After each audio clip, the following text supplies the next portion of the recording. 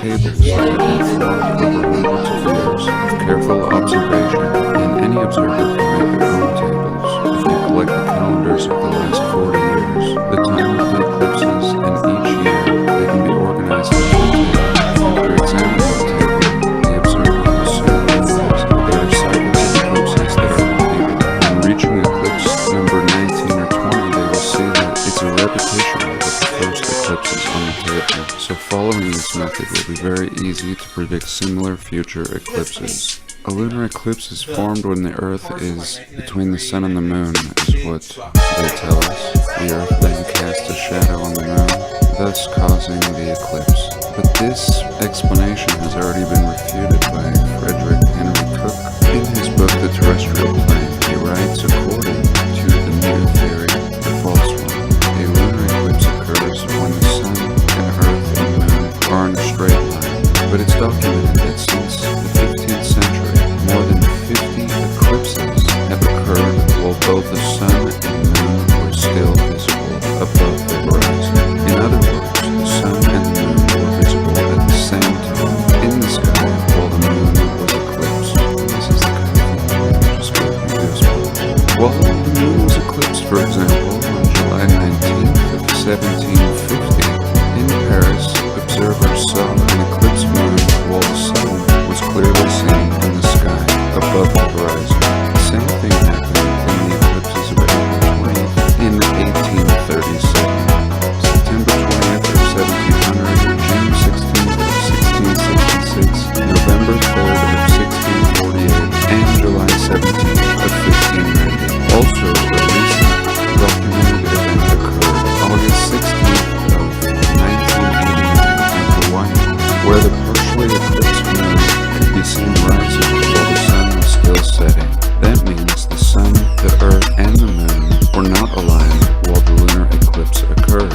So it's impossible that the eclipse was caused by the Earth's shadow being projected onto the Moon.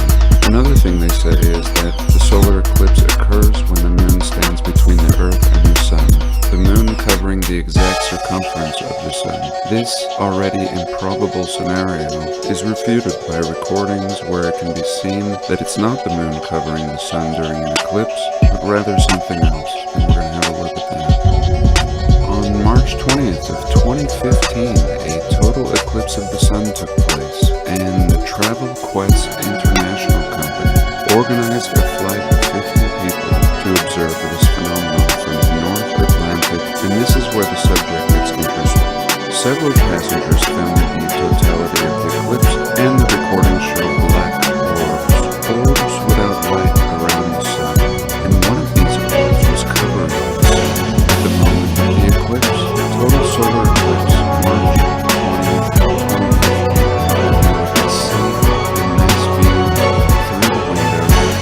This is what I wanted to see. Something rare, something nice enough from my perspective. One, now they come back to the orbs that I spoke about.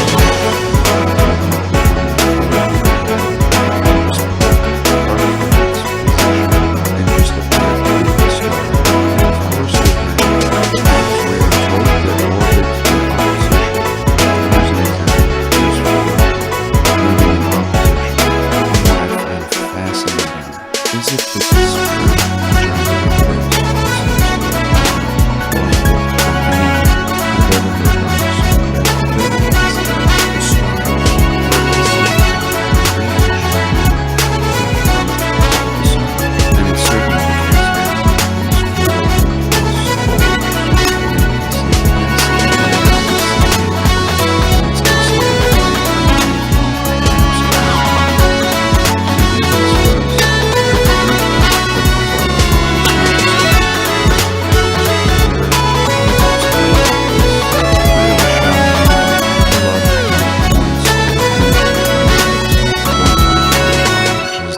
otherwise on the window, and then he highlights these orbs so we can clearly see the way they move. And this just ties right into my last video where I was showing Emily Suzanne's time lapse of the luminaries, and and how they all just moved like a clock.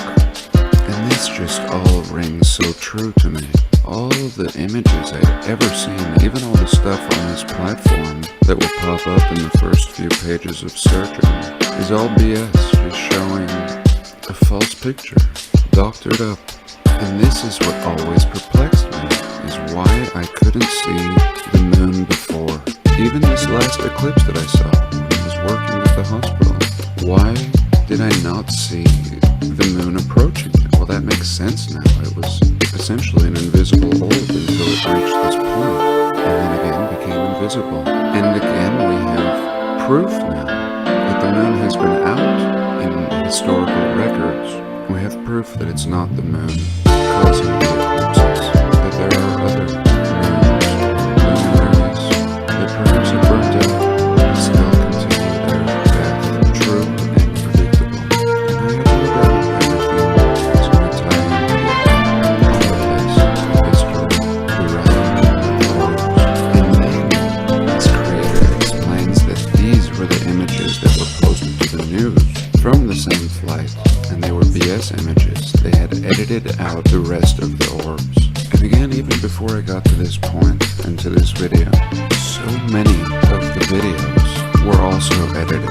Certainly anything with over 100,000 views. And I was looking for videos with very little views, very amateur. But even then, I couldn't find what I've discovered here. And we've since seen lots of charts examining the old world, and even the clock and probe doing a better job of explaining what's going on in the working world. In the Royal Astronomical Society in June of 1850, wrote, "We must seriously doubt that the moon is the only satellite of the Earth." In the report of the Academy of Sciences on October.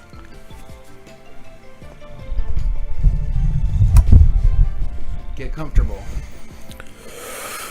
All right.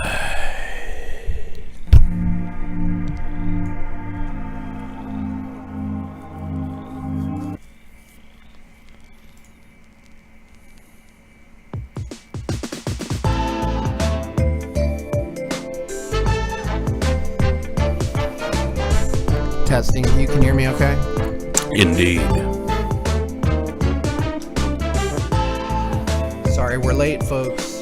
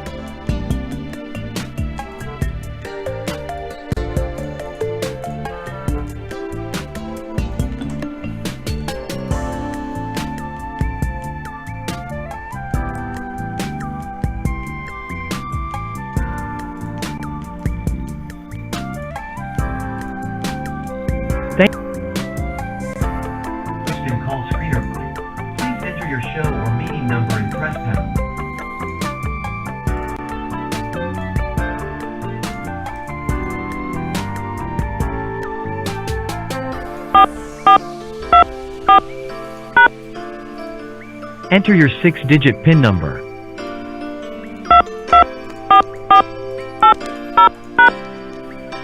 Welcome, host. You are now in the host room and can manage your callers from the call-in studio web interface. Audio recording is on. Dual channel.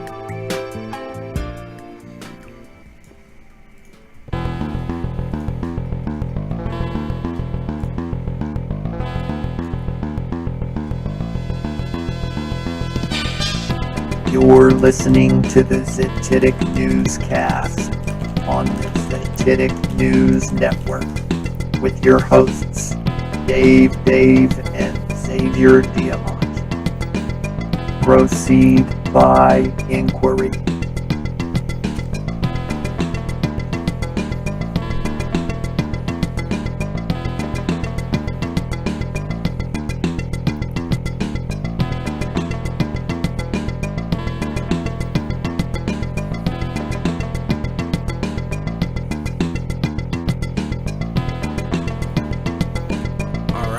Welcome to episode 47 of the ZTITIC Newscast. We are your hosts, Dave, myself, and Xavier Diamant. It is April 11th, 2024, and we're very happy to be streaming live today on YouTube. In the future, we're not sure. Rumble, Odyssey, we're having a lot of technical difficulties. We'd like to be multicasting. But we're still alive on YouTube, and very happy to be talking to you guys today. A couple housekeeping items that are of note. First of all, we've been trying to get a couple different guests on the show. I want to give them sort of a shout out and another invitation to come on the show.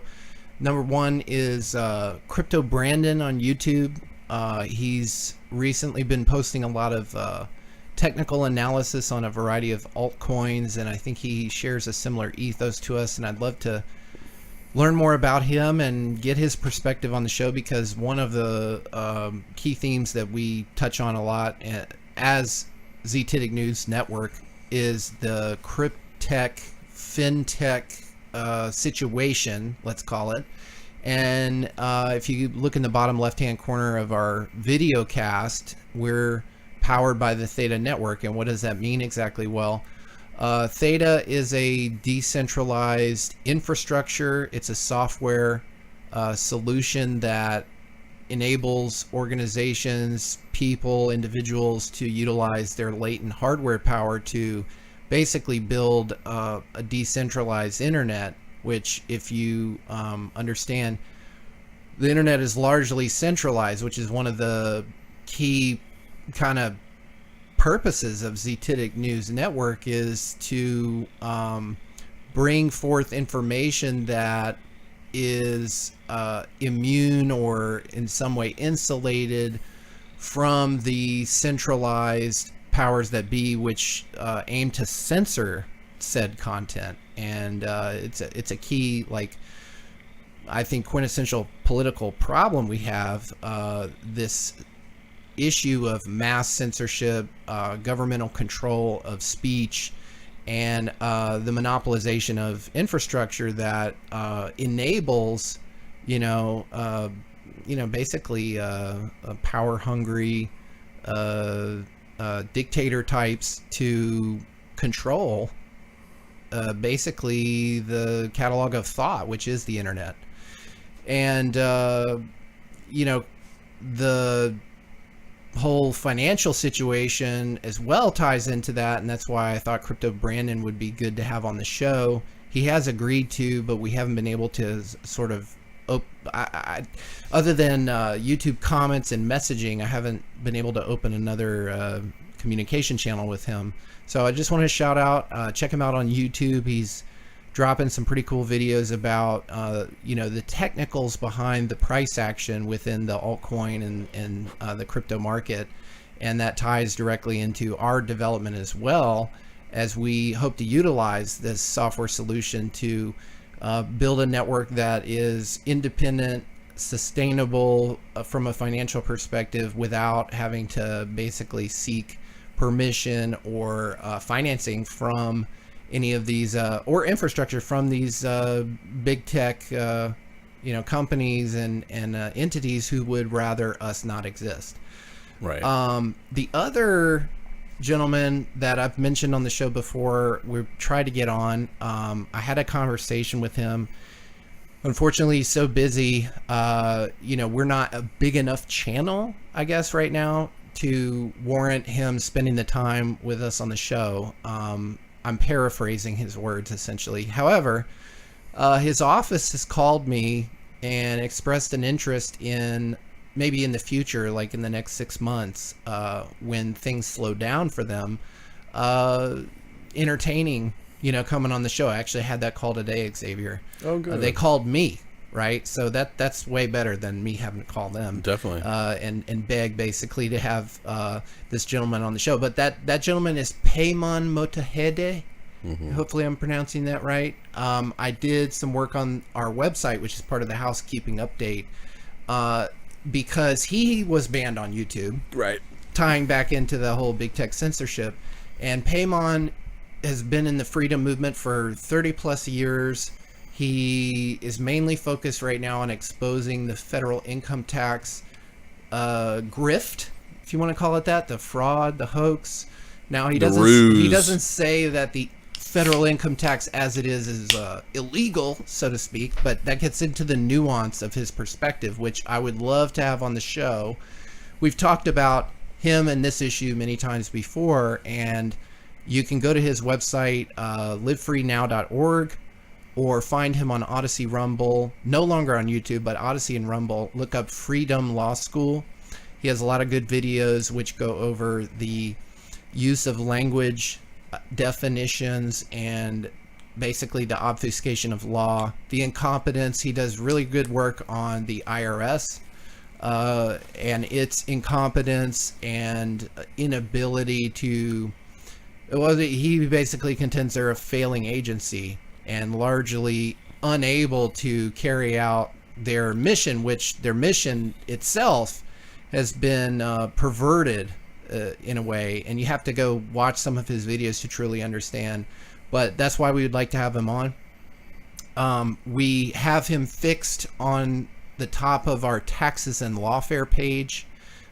We did have a YouTube link, but like I said, he got banned, so that broke, and I fixed that today. And I've got his Odyssey feed in here as well. But there's some other information sources, including other content creators who focus on some of these issues.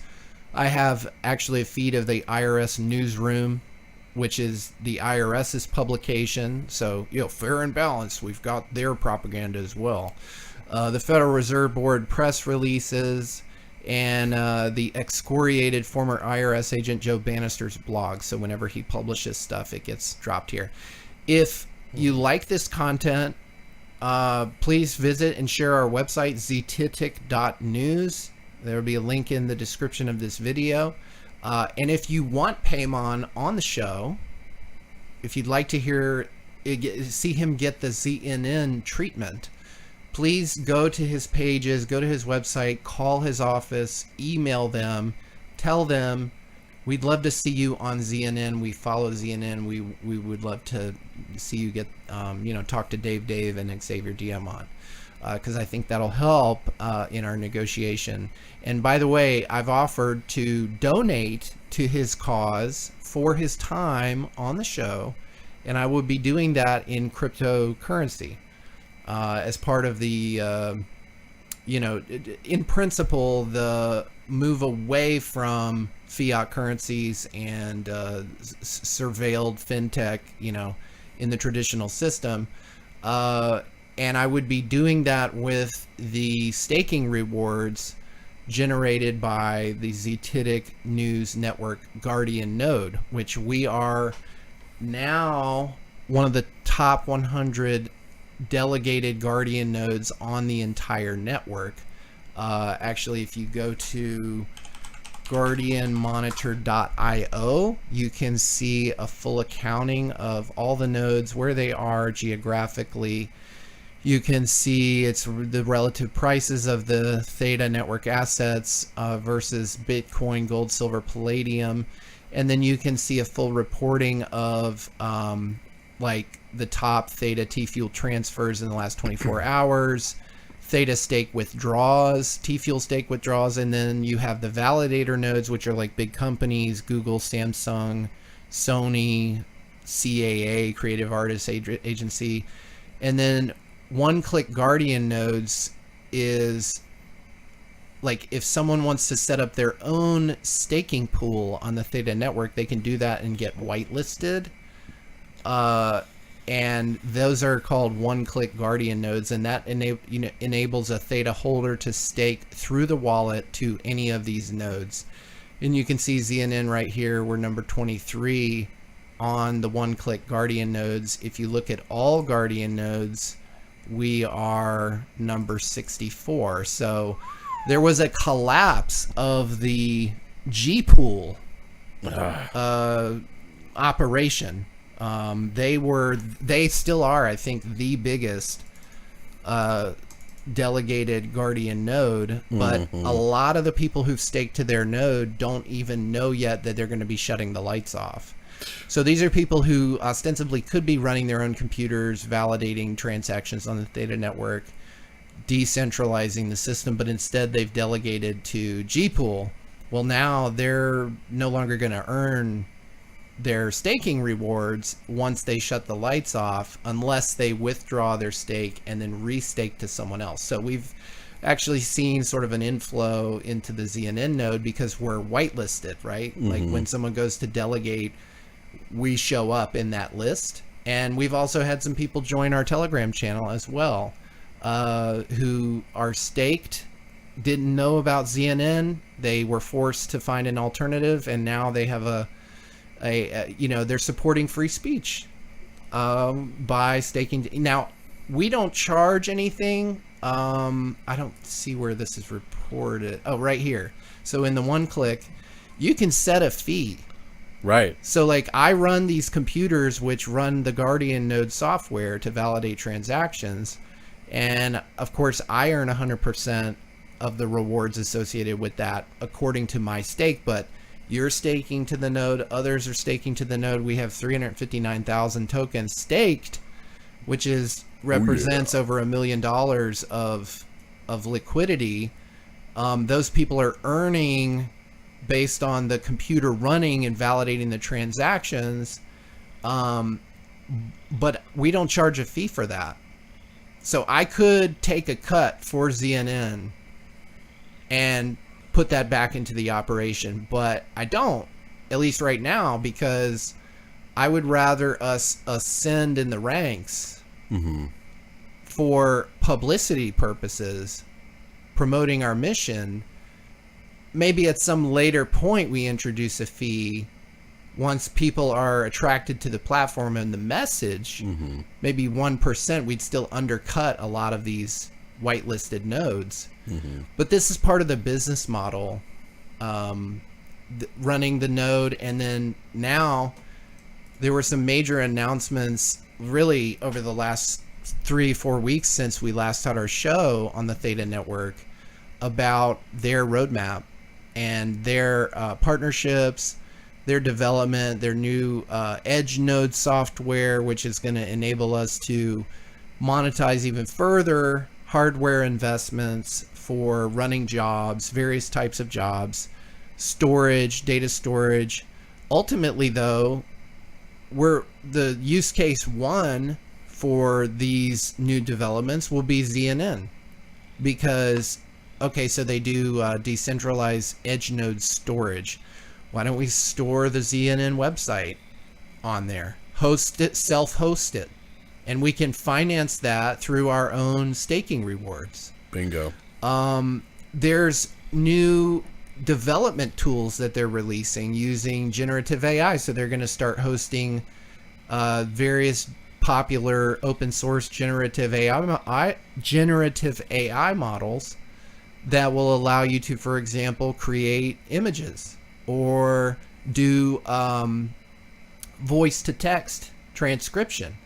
And I've already thought about some various use cases. Number one, if you notice on our video, our live stream thumbnail, we've been using recently AI generated imagery to sort of paint a picture for the theme of the show.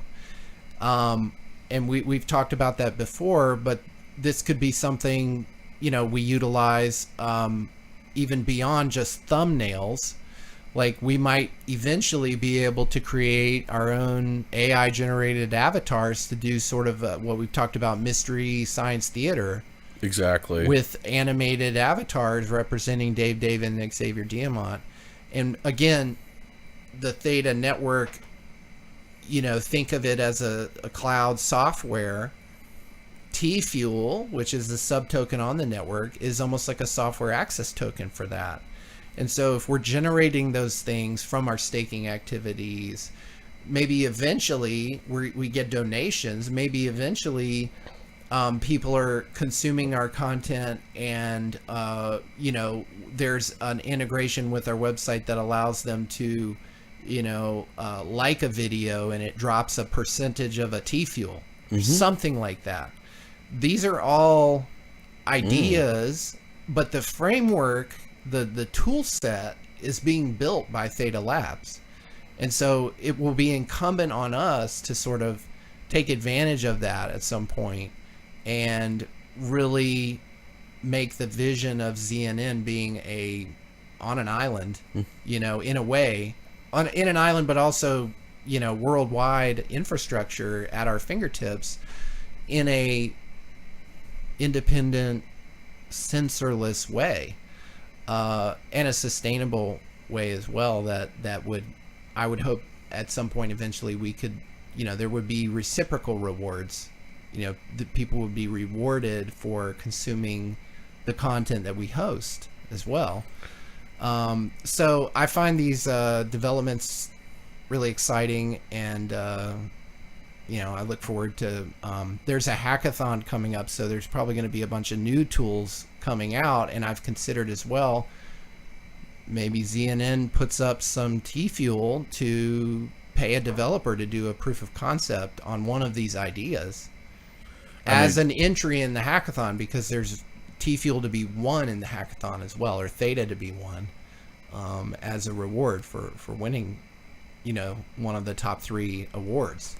I mean, if you could unleash AI onto our episodes and do key phrase compilation, that would be a hugely effective upgrade in efficiency, being able to collate all of that data across all of our episodes and then create topic driven search engine optimization, because one of the things that we struggle with is getting through the algorithms, because we knew this would happen, because our purpose, I think, initially was to focus on topics which were the most censored.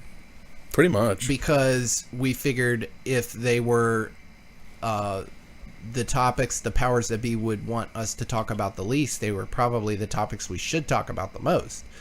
So, exactly. Having that as your business model is a bit self-defeating, because any kind of influencer type content creator, that's the whole game, is gaming the algorithm and getting through, and but that's difficult when like if you're an Eric Dubé, like it's very difficult. Because they throttle the amount of views and the amount of recommendations and impressions than any given post. Even with a large channel that has hundreds of thousands of subscribers, they'll still throttle the data based on, they have their own proprietary AI unleash techniques on any given video, voice recognition, keyword isolation, all this kind of stuff. And it's it's a backdoor way to control people's thinking and reinforce the chilling effect through political correctness, essentially. And we've been talking about that for a long time. It's just whatever the censors prefer people think, that's what gets the big traction. That's what gets the most views. Those are the channels that get rewarded the most.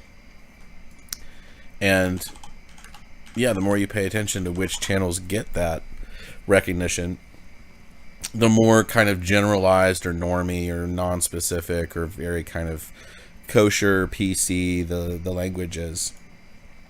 And that's suppression of free speech through algorithmic means and through technological shadow banning and throttling. And I mean, these are basically First Amendment violations that a lot of these platforms are engaging in, because they claim, the exemption under the sort of publisher aegis, but at the same time, they're a public forum that's profiting off of everyone's data usage. Right. And that, so it's like they have best of both worlds, and it exempt themselves from any kind of constitutional scrutiny around their censorship as a result. So it's definitely a monopoly of sorts that Google has with YouTube.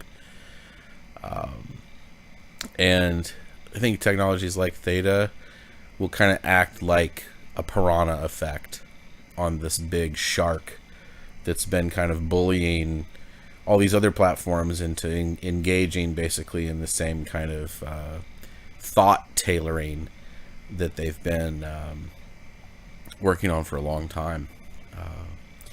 Yeah, I had a conversation with a former colleague who I noticed on LinkedIn. He had recently been let go at his job, and he was actually announcing that he was looking for work 7 months after he had been let go. So for those 7 months, he was doing nothing basically. Wanted to take some time and then start back on the grind, and we got into a ancillary discussion, and I shared with him that he's like, I don't know, what should I do? Start a business, or should I just go back to work? The macro situation doesn't look like, I'm going to work anywhere for 10 or 15 years. It's just not like that right now. And I mentioned I would love to start a business, and he asked what business I would start. And I was like, well, I helped start this news aggregation service, a news network, if you will. It's kind of running in stealth mode, but our purpose is to sort of bring to light subjects which would prefer, the powers that be would prefer to censor. And he said, oh, it sounds interesting. I'd love to talk about it. I don't know that I'll be coming from the same point of view as you, but I'd love to listen. And I've invited him to call in tonight. I don't know if he will, but if anybody is listening out there, we have a new call-in number. It's in the title of this show. It's 1-855-437-7005. We are going to award 444 Tfuel to... sometimes we don't get more than one caller, so if you're the only caller, you'll win. But the idea was, if you're the fourth caller in the queue, you'll get that money. He asked, how do you identify censorship? And with his prior comment that he probably wasn't coming from the same point of view, I was gathering that, I guess it's not clear for him. So I responded by asking, do you mean how do I identify it, or how do I define it? Because we've published videos that 2 years later were data mined by Google's voice to transcription service and automatically deleted, no judge, no jury, and it's not clear in any way whatsoever how we violated any of the user policies that we had agreed to when we published the video. It was allowed to exist for 18 months, 2 years. So they retroactively deleted. They do this thing where they update the user policy. I guess if so you're still a current user, I guess that retroactively applies to anything you had published prior to that. But the so how do I identify it? Well, they go and they delete a video. Okay. And I wasn't saying anything criminal. That's the line, basically, in my view. So that goes from identifying it to defining it. Like, I identify it because they deleted my video, our video, and for no good reason.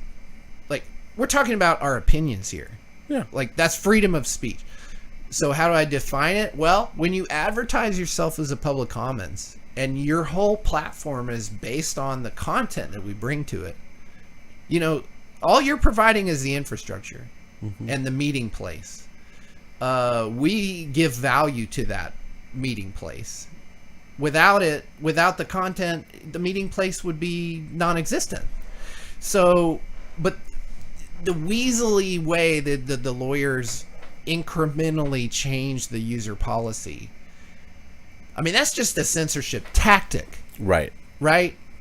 But like, I'm surmising, I haven't had this depth of conversation with him yet, but I'm surmising that he would rely on that. Like, well, you agreed to the user policy. Typical lawyer type thinking, like, oh, well, you saw the liberals when Alex Jones got censored. Well, it's a private company. Don't you agree a private company can do what it wants? It's like, yeah, but I can criticize it. Right. I mean, it's a private company operating as nearly an essential utility. That's kind of what monopolies are. When you look at private companies that take up such a huge market share in such a central capacity for communication, that's gonna present a lot of conflict of interest. Right. And so the legal system is there to try to smooth all that over with legalese and lawfare linguistics to get people to basically suspend their constitutional right of freedom of speech, regardless of the quote-unquote offense quotient applied to the opinion. Right. And thereby they can exercise all this admiralty confiscation of your First Amendment rights. So it's a way of absolving themselves from any wrongdoing by creating this massive user agreement checkbox wall. Pretty much. Yeah. And we were talking about it offline, the theta developments, the vision of decentralized infrastructure that's permissionless and integrated with financial technology such as crypto, and how liberating that could be asterisks, and as a counterbalance to the monopolization of infrastructure and the centralization of it. And it's a problem in the private sector because a lot of companies are they're saying to themselves, my newest most valuable asset is the data that I generate as a business. Oh yeah. And I'm going to monetize that. Well, then it becomes a conflict to suggest to such a entity that they then go hand that data over to an Amazon, to a Google. So that's the great hesitancy in the cloud infrastructure market around data itself is, do I really trust these entities? And I would suggest, no, you should not. You shouldn't. Because like now with Gen AI and this integration of the open AI system and LLMs and so on, like where people are literally going and typing their thoughts. Well, for businesses, they want the large language model sitting behind that to be trained on their data, which they have invested heavily on developing to provide business value to themselves. However, there's a hazard there in so now you get to train your model on my data, which is a proprietary asset, and you've already seen like lawsuits around like the New York Times, I think, sued OpenAI because OpenAI like trained their models on publicly available New York Times articles, which helps fine tune its ability to, generate, believable answers, political diatribes and Right. so on. And it's a problem in the private sector. If it's a problem in the private sector, why wouldn't it be a problem in the government sector as well? And so, I wanted to highlight this FedRAMP program. If you're not in the big tech industry, you may never have heard this, but this is the Federal Risk and Authorization Management Program. It's a United States federal government-wide compliance program that provides a standardized approach to security assessment, authorization, and continuous monitoring for cloud products and services. Whoa. So basically, it's like the NSA meets DARPA. well, I mean, they work hand in glove, basically.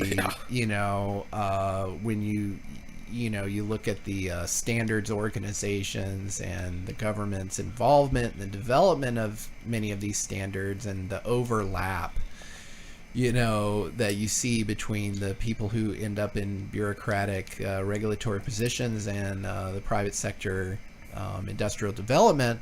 But FedRAMP, to me, is like this kind of like nothing to hear, see here, like Exactly. no big deal. It's kind of like, if you're FedRAMP certified, that's your blank check to go sell your cloud services to every government under the sun, who, otherwise, granted, would have a very inefficient, data set. They would have a lot of overhead associated with running the systems and the people who maintain the systems that host all of the government data that runs the government. But there's two hazards I see with that. Number one, why do we want government to be efficient? If it needs to exist, Right. It's very efficient at expanding its involvement in everything that maybe it shouldn't. If its aim is to kill us, I don't Right. want it to be I don't more want it to be efficient. more right? efficient, I want it to right. be less efficient. Right. But the other thing is this guise that, if you're FedRAMP certified, you can trust that, your government data, your ID data, your whatever data they're collecting, we can put that on a cloud service provider, and I wonder it won't have a data breach or anything. You won't be at risk at terrorism. We've standardized these approaches. So, and it's also, I see a great hazard with this. How federal is this really? Is it federal in the same way that the Federal Reserve is? Because ultimately these people in whoever developed these standards, they either came from the private sector or they consulted with the private sector. Precisely. Hey, what do we need? They don't know. The They don't government know. doesn't know. The private sector developed stuff for the Fed. Mm-hmm. The Fed's like, hey, I have this big barrel of money to develop this kind of thing. Who can do it? And then you have a bidding process. I'll never forget when I came across a request for proposal, which is a common term in business-to-business sales. They get published and disseminated among select vendors who provide solutions that are relevant to these requests for proposals. And the request for proposal was published, this is so many years, this is a decade or more ago, from the Federal Reserve Board of New York. We want to do sentiment analysis on the internet, particularly to our board minutes and FOMC meeting, policy changes. Right. So we change the interest rate. We want to know in a one sheet summarization, how does the collective consciousness feel about this? Go. Yeah. Now you're a company, you develop analytics software. How do you do that? Well, you just assume the Fed has a bunch of money to throw at that problem, and you don't know how much they have, but it's enough for them to publish this RFP. So I'm going to put my best foot forward. This is what I can do. I can collate all these PDF documents and Word documents and financial reports and news blogs and chat logs and comment logs. Because, I mean, cloud services, isn't that the vast majority of data exchange? I mean, I know there's still hardline servers and data farms. I think when you look at data centers, and you can't quote my statistics.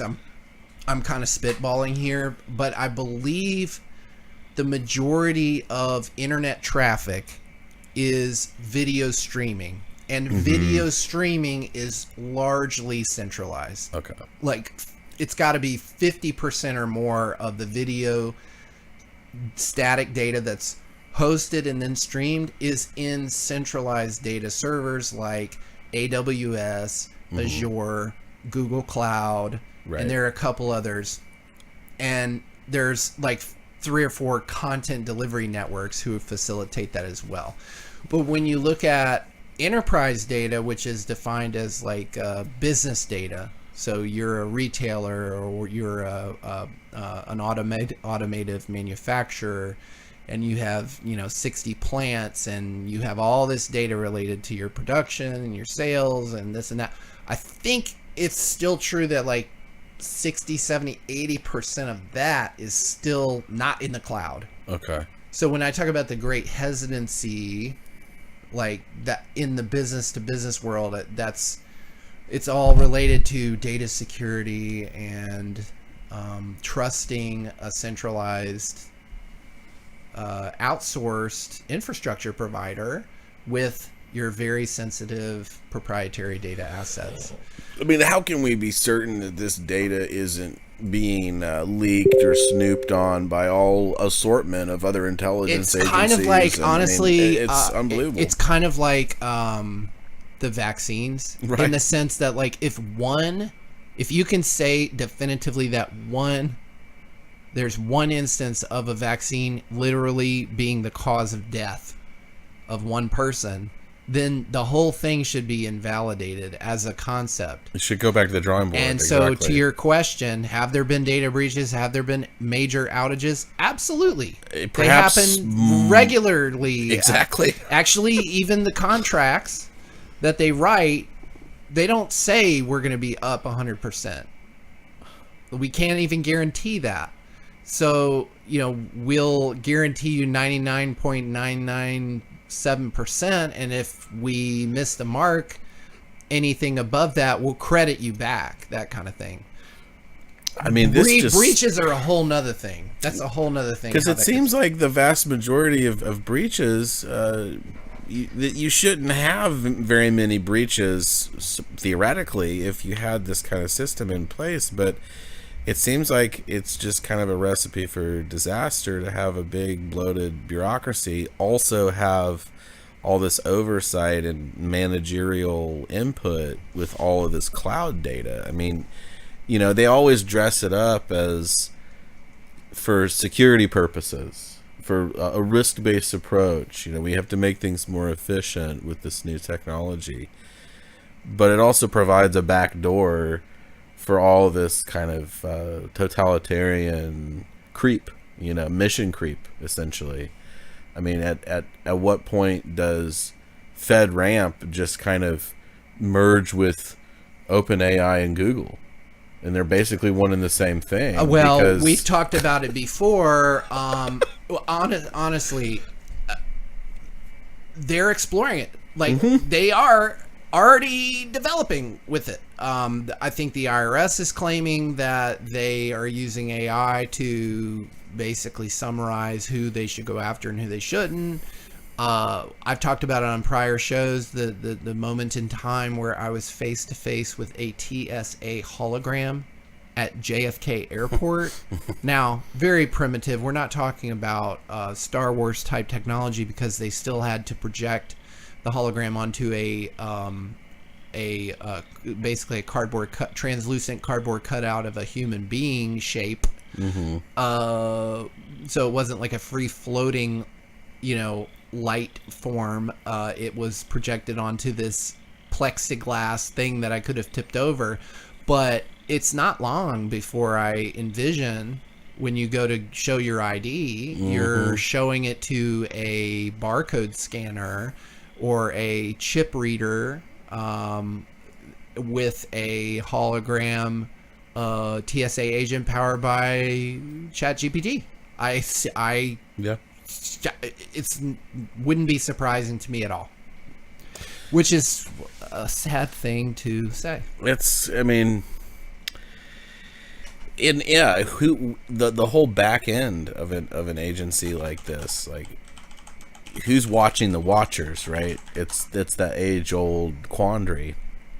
Ethical AI, my friend. Ethical AI. And who gets to define the ethics around what's deemed artificially intelligent? That's where the whole Asimovian paradox around this kind of stuff starts to creep in. Like, do we give it all of these prime directives that make sure that it doesn't deviate from a specific set of criteria that we would deem catastrophic? But humans are known to constantly allow for more and more compromise towards tyranny. And so if you had an AI that was supposedly completely restrained from doing certain things, at what point would that restrained AI have enough aggregate generalized intelligence to essentially circumvent those restrictions placed on it through whatever the initial programming language, into kind of like a Skynet? Oh, we're going to override these restrictions because it was placed on us by these less intelligent beings. Like, at what point does AI become algorithmically self-aware to where it can just deem programmatic input by humans as basically like a plebeian suggestion that they can override and deviate from, and create a Skynet scenario? I think the big trend you see now is we're in the acceptance phase of AI adoption, and what I mean by that is we're trying to convince the humans who are left in the system that this will help you. This will help you. And for certain workers right now, it appears that it will. It feels like it will. Feels like it will. Like when you go and you get a summarization or you get something created as a framework, it feels very helpful. It's very beneficial.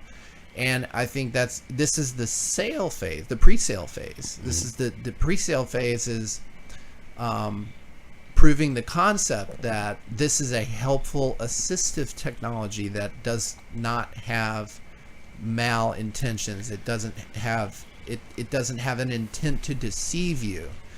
That's where companies will be born and killed in this battle for the acceptance. Post that is what I think people should worry about, is once we accept it as a norm, AI interactions as a human assist, post that, when we no longer have reservations about it, will they, and if they can, they might, and so it has to be discussed, it has to be considered, will they turn it against us? And in every industry, they are exploring how AI can assist the humans that are there still today in doing a better job. And there, I see a lot of blindness to the potential negative effects. I also see some, there's concern. Yeah. There's concern too. I mean, I think that it's being framed kind of like the internet in 1995 to a great extent. even the stock market movements and price appreciation kind of appears like 1995. Where there was a lot of it just continued to sort of go higher and then went into a big bubble phase at the end of the decade. And historically speaking, that's when a lot of the big drawdowns occur, is at the turn of a new decade. It signals major tops or major bottoms at the beginning and end of a decade. So I think it's possible that this AI narrative just keeps getting drummed up and dragged on, and more impressive applications kind of get filtered out into the public, and there's plenty of Goldilocks tales about its ability to streamline departments and generate more profitable content and cut down on repetitious tasks and all this sort of stuff. Right.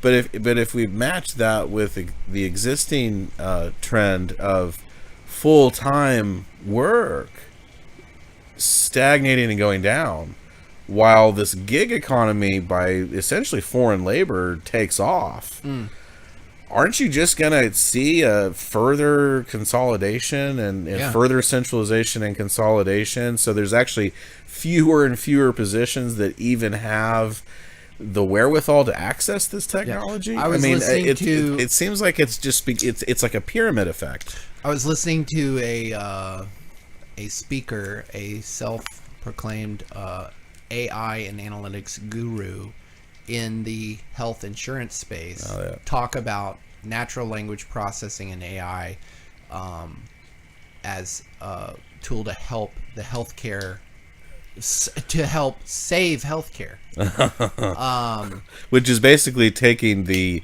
human element out of health. It's like, how does AI really understand health and well-being when it itself is not biological? It has to just regurgitate whatever the accepted manufactured consensus is about any given topic within the medical community.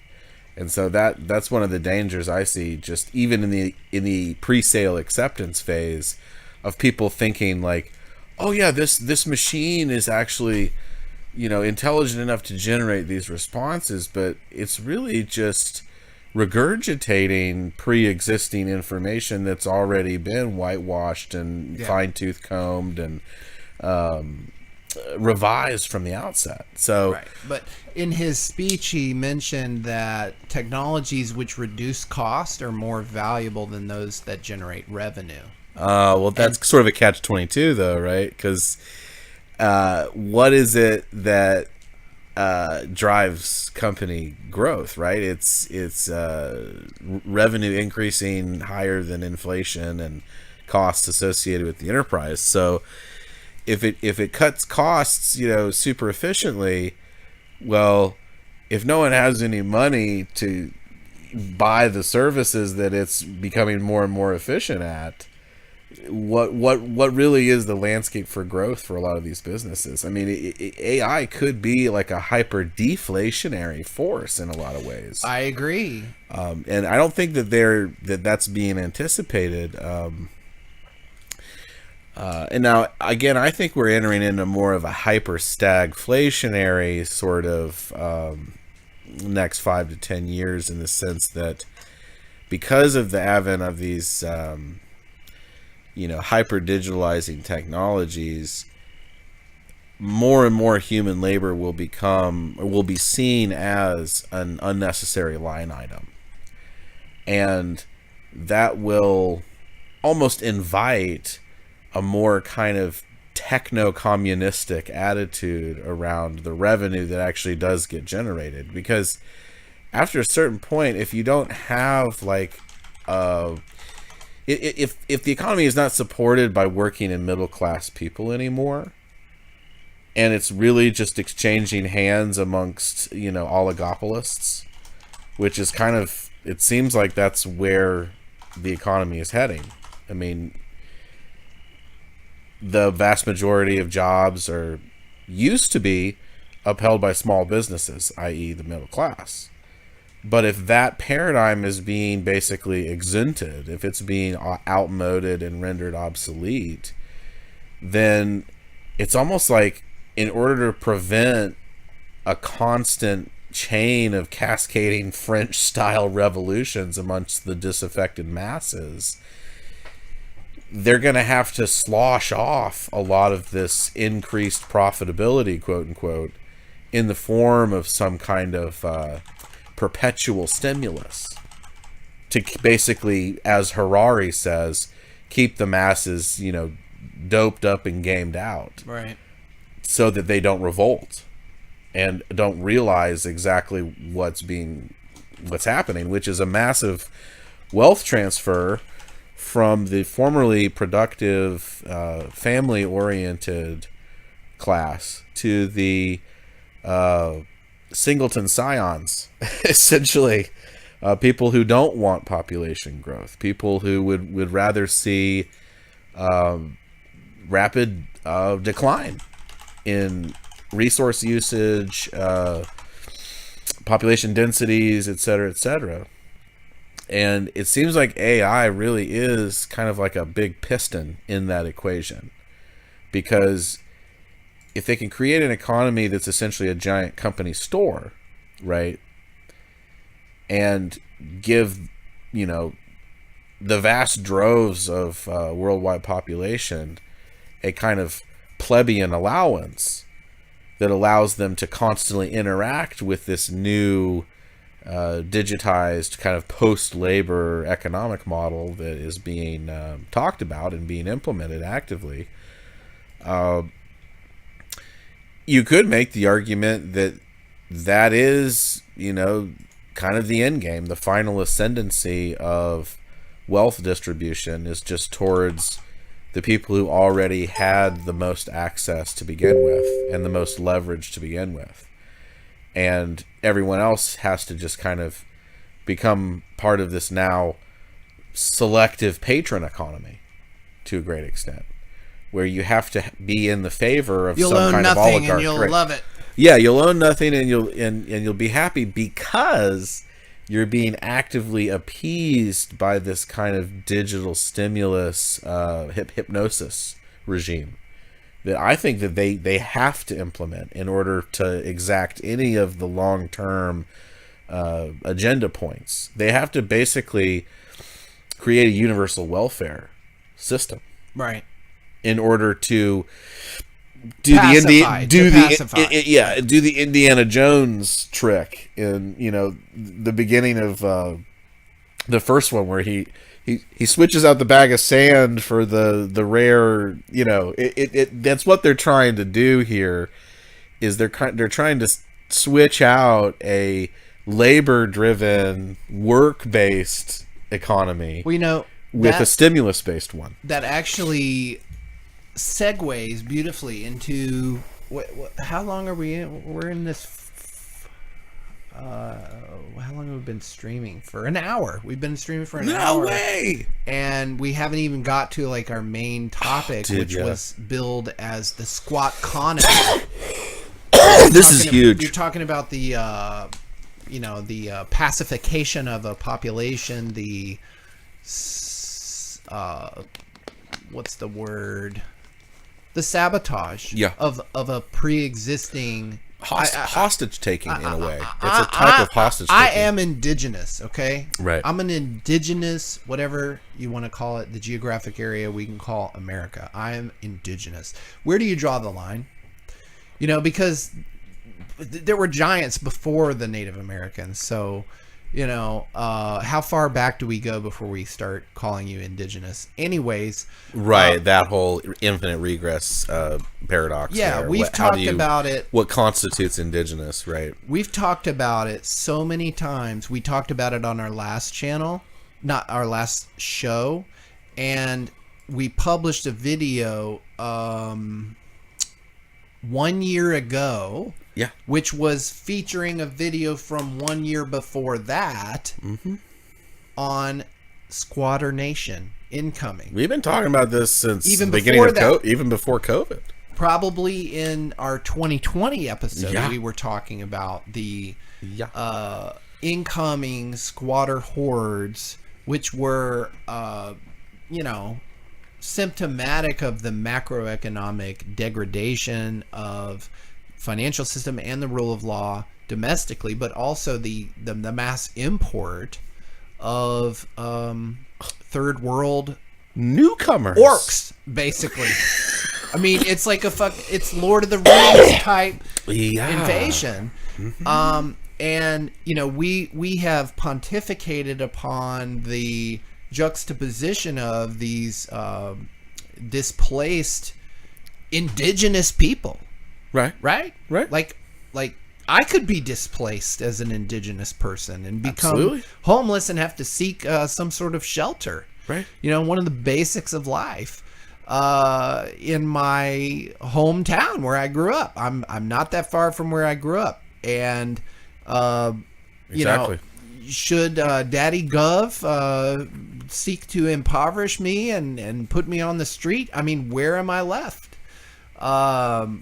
With the job economic situation the way it is, I can easily envision a situation where I am, one of these displaced individuals. So I empathize with the plight, right? But at the same time, like, it seems so too coordinated to be An organic occurrence in the way that it's happening. Too coincidental. Right. It's not just coincidence that they are at the same time encouraging And promulgating it. and exacerbating it through further policies, winks. I'll say the legal winks, like, you know what I'm saying? Absolutely. Like, like wink, wink, like, you can do this, like in certain jurisdictions.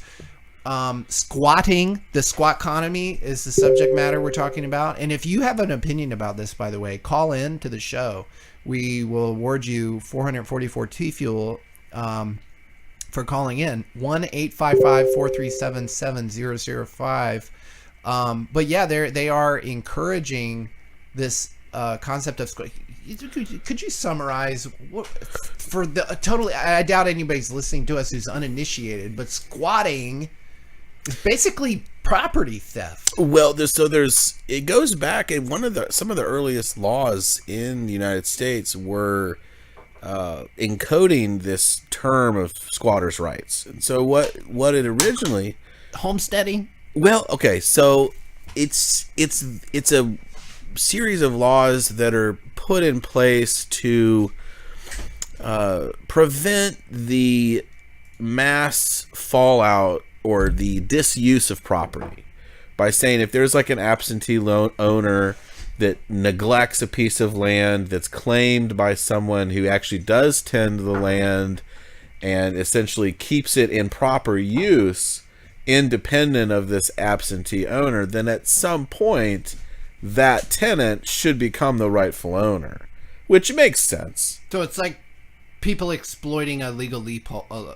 It's not a loophole, it's a legality. It's a legality, but the problem is it's supposed to be in good faith. These people are not actually squatters by that sense of the term.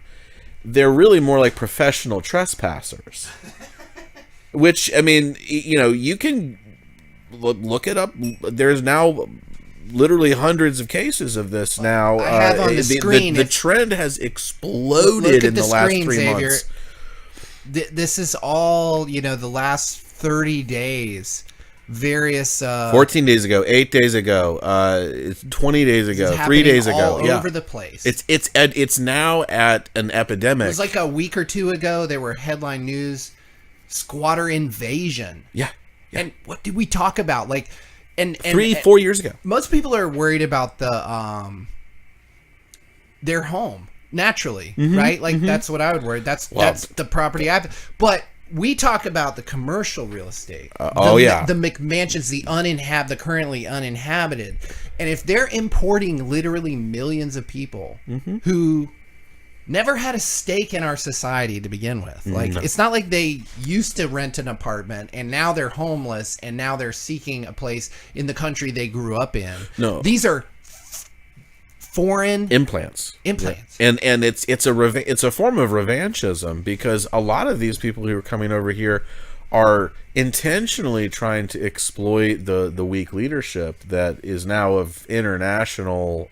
It's obvious to the whole international community that the United States is basically a giant, communist combine at this point. You get more of what you subsidize. So you subsidize this behavior. You get more of it. And at the same time, it's the thought was that it's a form of revanchism. So a lot of these people coming over here, they've had the whole anti-colonial historical revisionism narrative that they've been instructed to uphold as a kind of excuse for them coming up here. Like, oh, you deserve this shot, so to speak. At society, you deserve to be subsidized because we're an evil colonial empire, and this is our way of kind of atoning for the past, right? So this is another form of like kind of backdoor reparationism to a great extent. Sure. Is just allowing random people to flood in, receive thousands, sometimes over $10,000 if it's a bunch of families, and giving them essentially free housing, immediate employment placement, food stamps, so that they're immediately saving at a rate that is higher than the top 15% of earners in the United States who are actually citizens. So because they don't have any overhead, they have no expenditures, and everything that that's coming in, they're keeping. So if you subsidize that behavior, you get more of that, but you would also get less of the law abiding. So absolutely, what's the incentive for that working man you described to continue to abide by the framework, which is supposed to be a patriotic allegiance, like you're fair-minded, honor system, meritocracy kind of mentality? Well, it provides precisely negative incentive. So, for like, that. I think, like, with situations like this where things are they're chipped away for a little while, it's like a tooth, like a rotten tooth. Yes. Okay, so you start with a little tiny little chip, a little hole, and you might even try to brush that tooth and stave off the decay, but you miss a day of brushing the teeth or whatever, and it just degrades a little bit more, and it degrades very slowly until it degrades very, very fast, and then the whole tooth structure, the chewing forces and everything, pull it apart, and before you know it, you have a nub. And I feel like this whole Squatconomy thing, we've been talking about it. It was degrading even before we were talking about it. Oh, sure. For a long time. Sure. So I don't even want to act like we're super prescient. However, we were forecast the trend. We were bold enough higher. to say Yeah. Squatter Nation incoming, and 2 years later, which is a pretty long-term forecast with how fast things change. Yep. It is headline news everywhere. An invasion. They're calling it an invasion. Right. And I guess the like existing homeowners have the least to worry, Right. because they're there. Right. Like, that's not the main target. No, the main target are these vacant, and we talked about it on our last show, like vacation homes, high order mansions, luxuries, and then secondarily commercial real estate. And that's the more interesting subject matter, because when you look at the commercial real estate situation, ticking like time vast quantities of sheltered square footage. Yeah, eight to $10 trillion, depending on which metrics you look at it in terms of underwater valuations. And that's we've shared 10 videos times on the Instagram. 2008. I don't have them pulled up, but there's a channel you turned me on to where they explore a lot of these areas, And what people don't understand is that a lot of times for these big properties, even if it's not occupied, there's still an owner. Right. There's still an owner, right? And they may not have it in habitable shape for a variety of different reasons, but they may still pay for electricity in a certain portion of it to keep it insured and so on and so forth, and to keep, it from degrading further. Like, when you don't have air conditioning, it can cause a bunch of moisture issues, mold, right? Yeah, right, all right. that. So like, you don't want to sell it at a loss, but you also, don't want to take more losses in the degradation of the overall value. Right. So there's an investment there. Point being, there's a lot of infrastructure out there that is lit and sheltered enough for the homeless hordes. Absolutely. And so, like, local to us, where we're talking right now, there was a huge mall. It was a massive mall for the area of North Carolina. It went defunct after they built a new mall, elsewhere in the city, and it basically rob Peter to pay Paul type of thing. But we got this nice new mall, and now the old mall is defunct.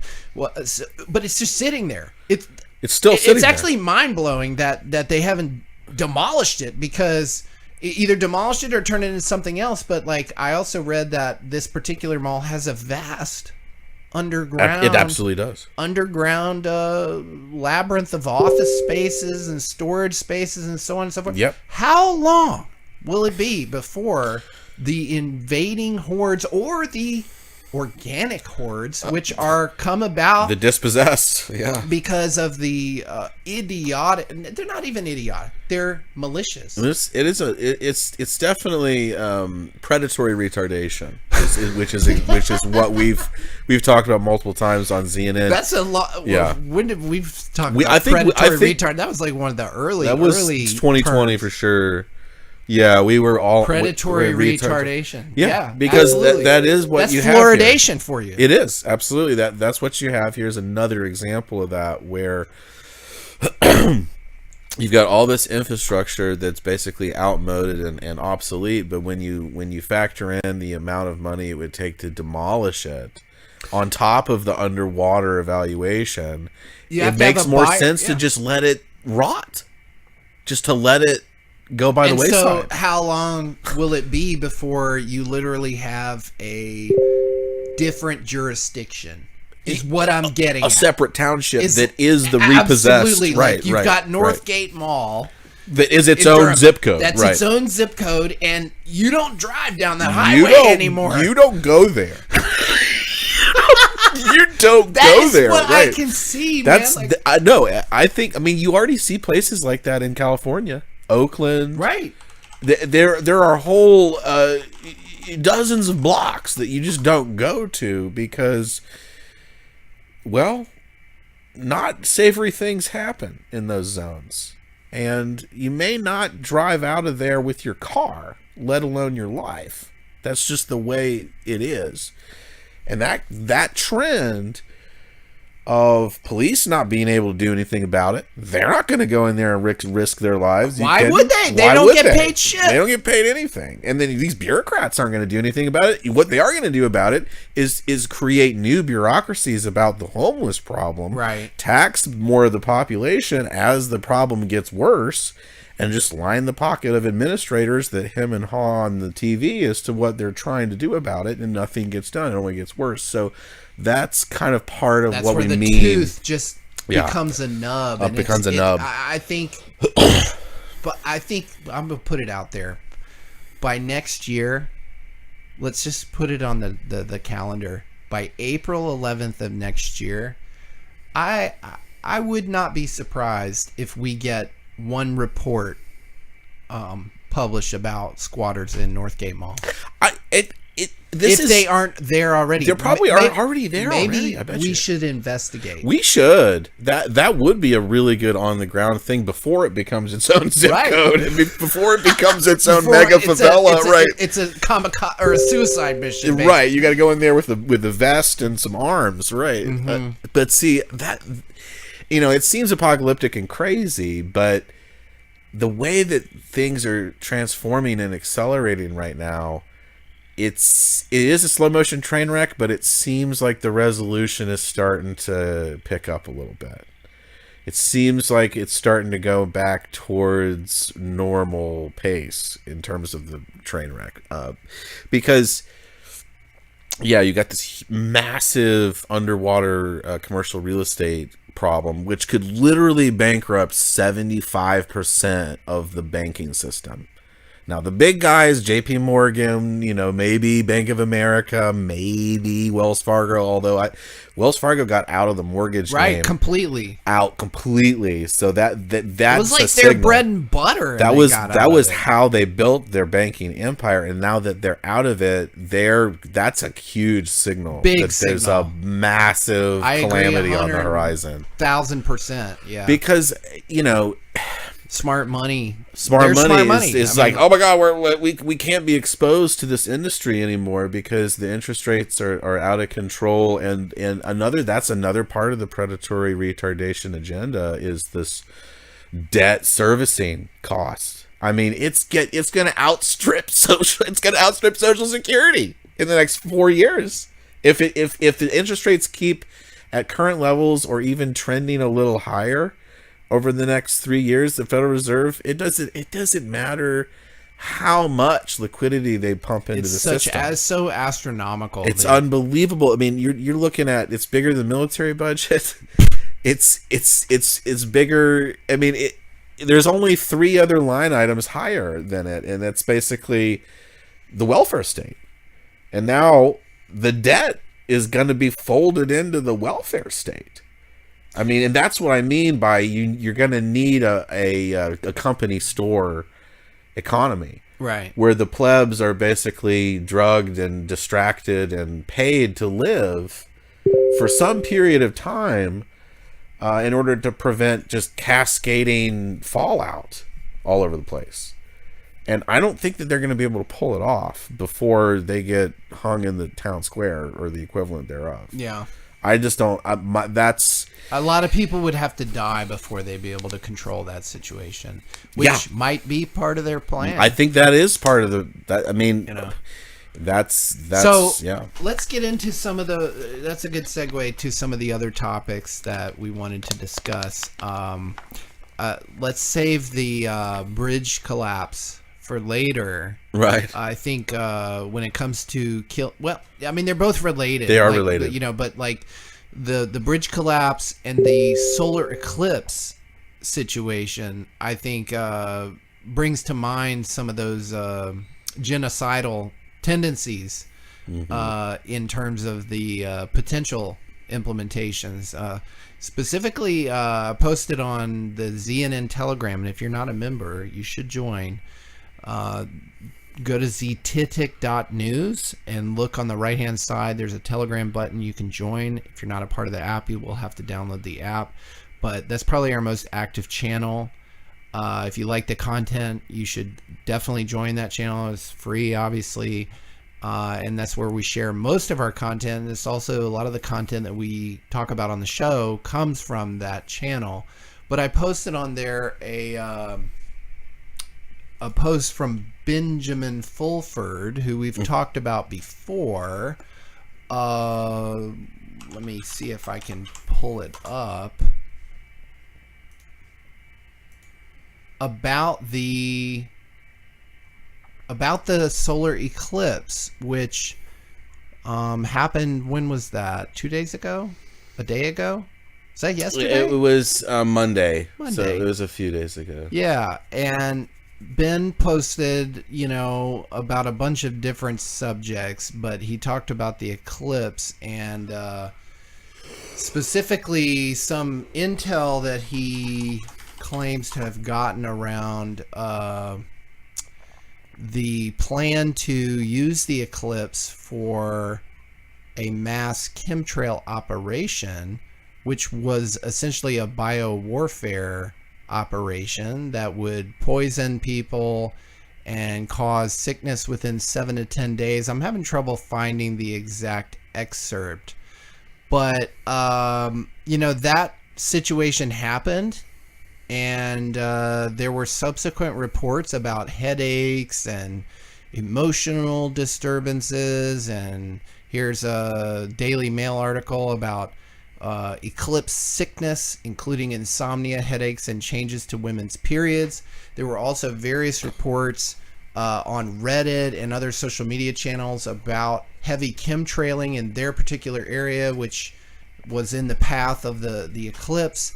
I personally, I would say it if we had heavy chemtrail. It happened to be the fact that here we didn't have that. However, my wife did report having and is still having headaches post that, but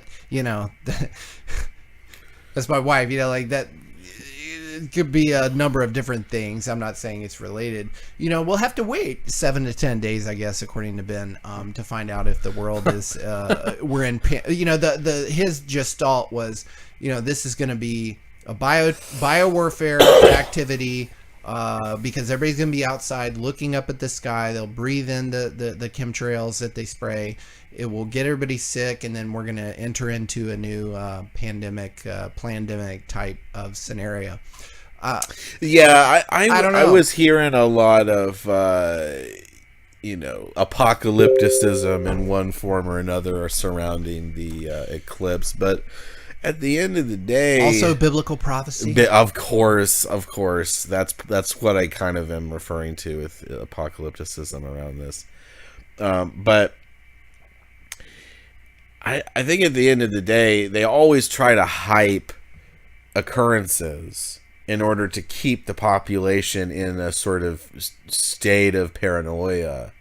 And mystery wonderment. and wonderment as to what the authorities are gonna, how they're gonna get the boot put on their neck next time. It's this trauma bonding ritual, and so any large scale event, whether it's a hurricane or a tornado or an eclipse or something that's relatively out of the ordinary, they're gonna drum up this fear mongering in one way or another. And I mean,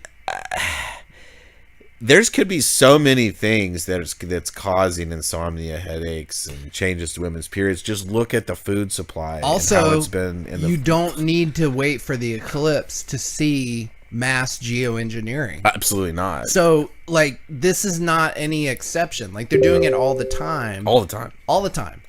And so, when I see these reports, I'm like, okay, 3 days a week I see the same thing. Right. Regardless of an eclipse or not. So, they could, if they wanted to biotech warfare us, they could be just doing it all the time. They don't need to wait until, we're all in, the line of sight of the eclipse. They could just do it. They just do it all the time. And actually, I'm not even saying that they don't. No. They do. They do. They do. And that's the thing that me and my wife talked about is because she was seeing stuff on Reddit about this and the earthquake in Taiwan and then China, all the war, Jersey, saber rattlings, and went to Jersey. She's like, man, shit, it seems like shit's going down with the weather control. And I'm like, I love that. That's just the reality. From your perspective, this is a possibility, so it needs to be considered. And that's what I think we need to promote and people need to accept is get into the space where weather warfare, geoengineering, weather modification, mass hoaxes, that should be your baseline norm. That's your expectation. You shouldn't be surprised about it anymore. No, because they're tried and true weapons of subversion, warfare, and sabotage, and they've been used for now generations. Right. So, it shouldn't come to, this thing of like, oh, well, that's just tinfoil. That's just conspiracy. No longer. It's like, no, like that Rubicon has already been passed. My wife was like, they're reflecting the sunlight. What the fuck? I was like, listen, that's the craziest thing is like they admit the geoengineering program, the global worldwide geoengineering program is to reflect the sunlight to protect the earth. Like that's what they admit. But do we believe what they admit? If we do, it's still like, what the fuck are you guys doing? You think it's a good idea to go spray a bunch of aerosolized metals into the sky to reflect the sunlight? Like you're pretending like that's some, like I should be thanking you. Like why do you think that has no risk? Downstream negative effects. Yeah, like unbelievable. That's what they admit. So like if that's what they admit, obviously we know that that's not what exactly the aim of the program. So like if the aim of the program is bad enough, the aim of the program is highly concerning. Even if you take at face value their what I'm saying. sci-li explanation as to what they're doing, it's still absurd and dumbfounding. Yeah. But looking into the details further, you realize that the narrative they come up for why they're doing certain things is just window dressing. Yeah. It's just a veneer to absolve themselves from wrongdoing, because if people tacitly accept their BS narrative, then that gives them kind of a tacit permission to do what they always want to do to the vast majority of people, which is to fool, poison, and eventually call. So as long as that's going on and people continue to accept their narratives about reality and why they're doing certain things and why XYZ draconian policy is necessary, then it will just continue. Right. So that's the biowarfare, macro geopolitical kind of bent on the whole eclipse subject. There was a whole other tangent to that, like, besides this postulation of some sort of coordinated military action associated with the celestial alignment of the supposed moon and sun, there's a greater question about what the fuck are we looking at here? Right. Like what is going on here, these eclipses? And actually, to YouTube's credit, okay, we spent probably the first hour trashing the YouTube system. Rightfully so. They did actually surface to me this week, ahead of our show, this video from John Levy, who is another character I would love to have on the show. Oh yeah, we would. I think you and him would get along really good. Definitely. And I love his videos. It calms me down. Very thought provoking and entertaining. It's entertaining because you're doing like a tour of the realm. Yeah, in a lot of ways, and it's a nice. Stream of consciousness. You know, he's sharing his thoughts, and I love that. So John, if you're listening, we'll send you this link with the timestamp where we're talking about you. Would love to have you on the show. I'll reach out to you as well. Absolutely. We would love to have. But here we are, multi-topic rundown. This is posted a year ago, called Invisible Moons and Orbs, and I think it's very apropos for this week's episode, given the eclipse event that we had, because post that, in addition to the whole weather chemtrail tangent that we just talked about, I've seen a lot of videos about the strangeness of the eclipse event. Mm-hmm. And there were some topics, subjects in here that I really haven't considered before, so I think it'd be good to review. I don't know how long. This is a 22-minute video. I won't play the whole thing. Maybe the first 10 minutes. We're going to take You could run it in fast mode. Okay, let's do that. Because he already kind of talks with a little bit of a drawl. Yeah, he does. So I'll put it at 1.5 speed. Okay? So this is John Levy. This is about eclipses and their strange oddities which I have seen corroborated in other videos. You don't have to rely on his imagery. There are a bunch of videos you can find which are corroborated by what he's saying. I don't know if he mentions the Selenelian eclipse in this one, but that was a huge smoking gun against the current cosmological model, where you can see the sun and the moon in the same sky juxtaposed to each other. Well, we've talked about that. Yeah, and that the moon. He does. He does.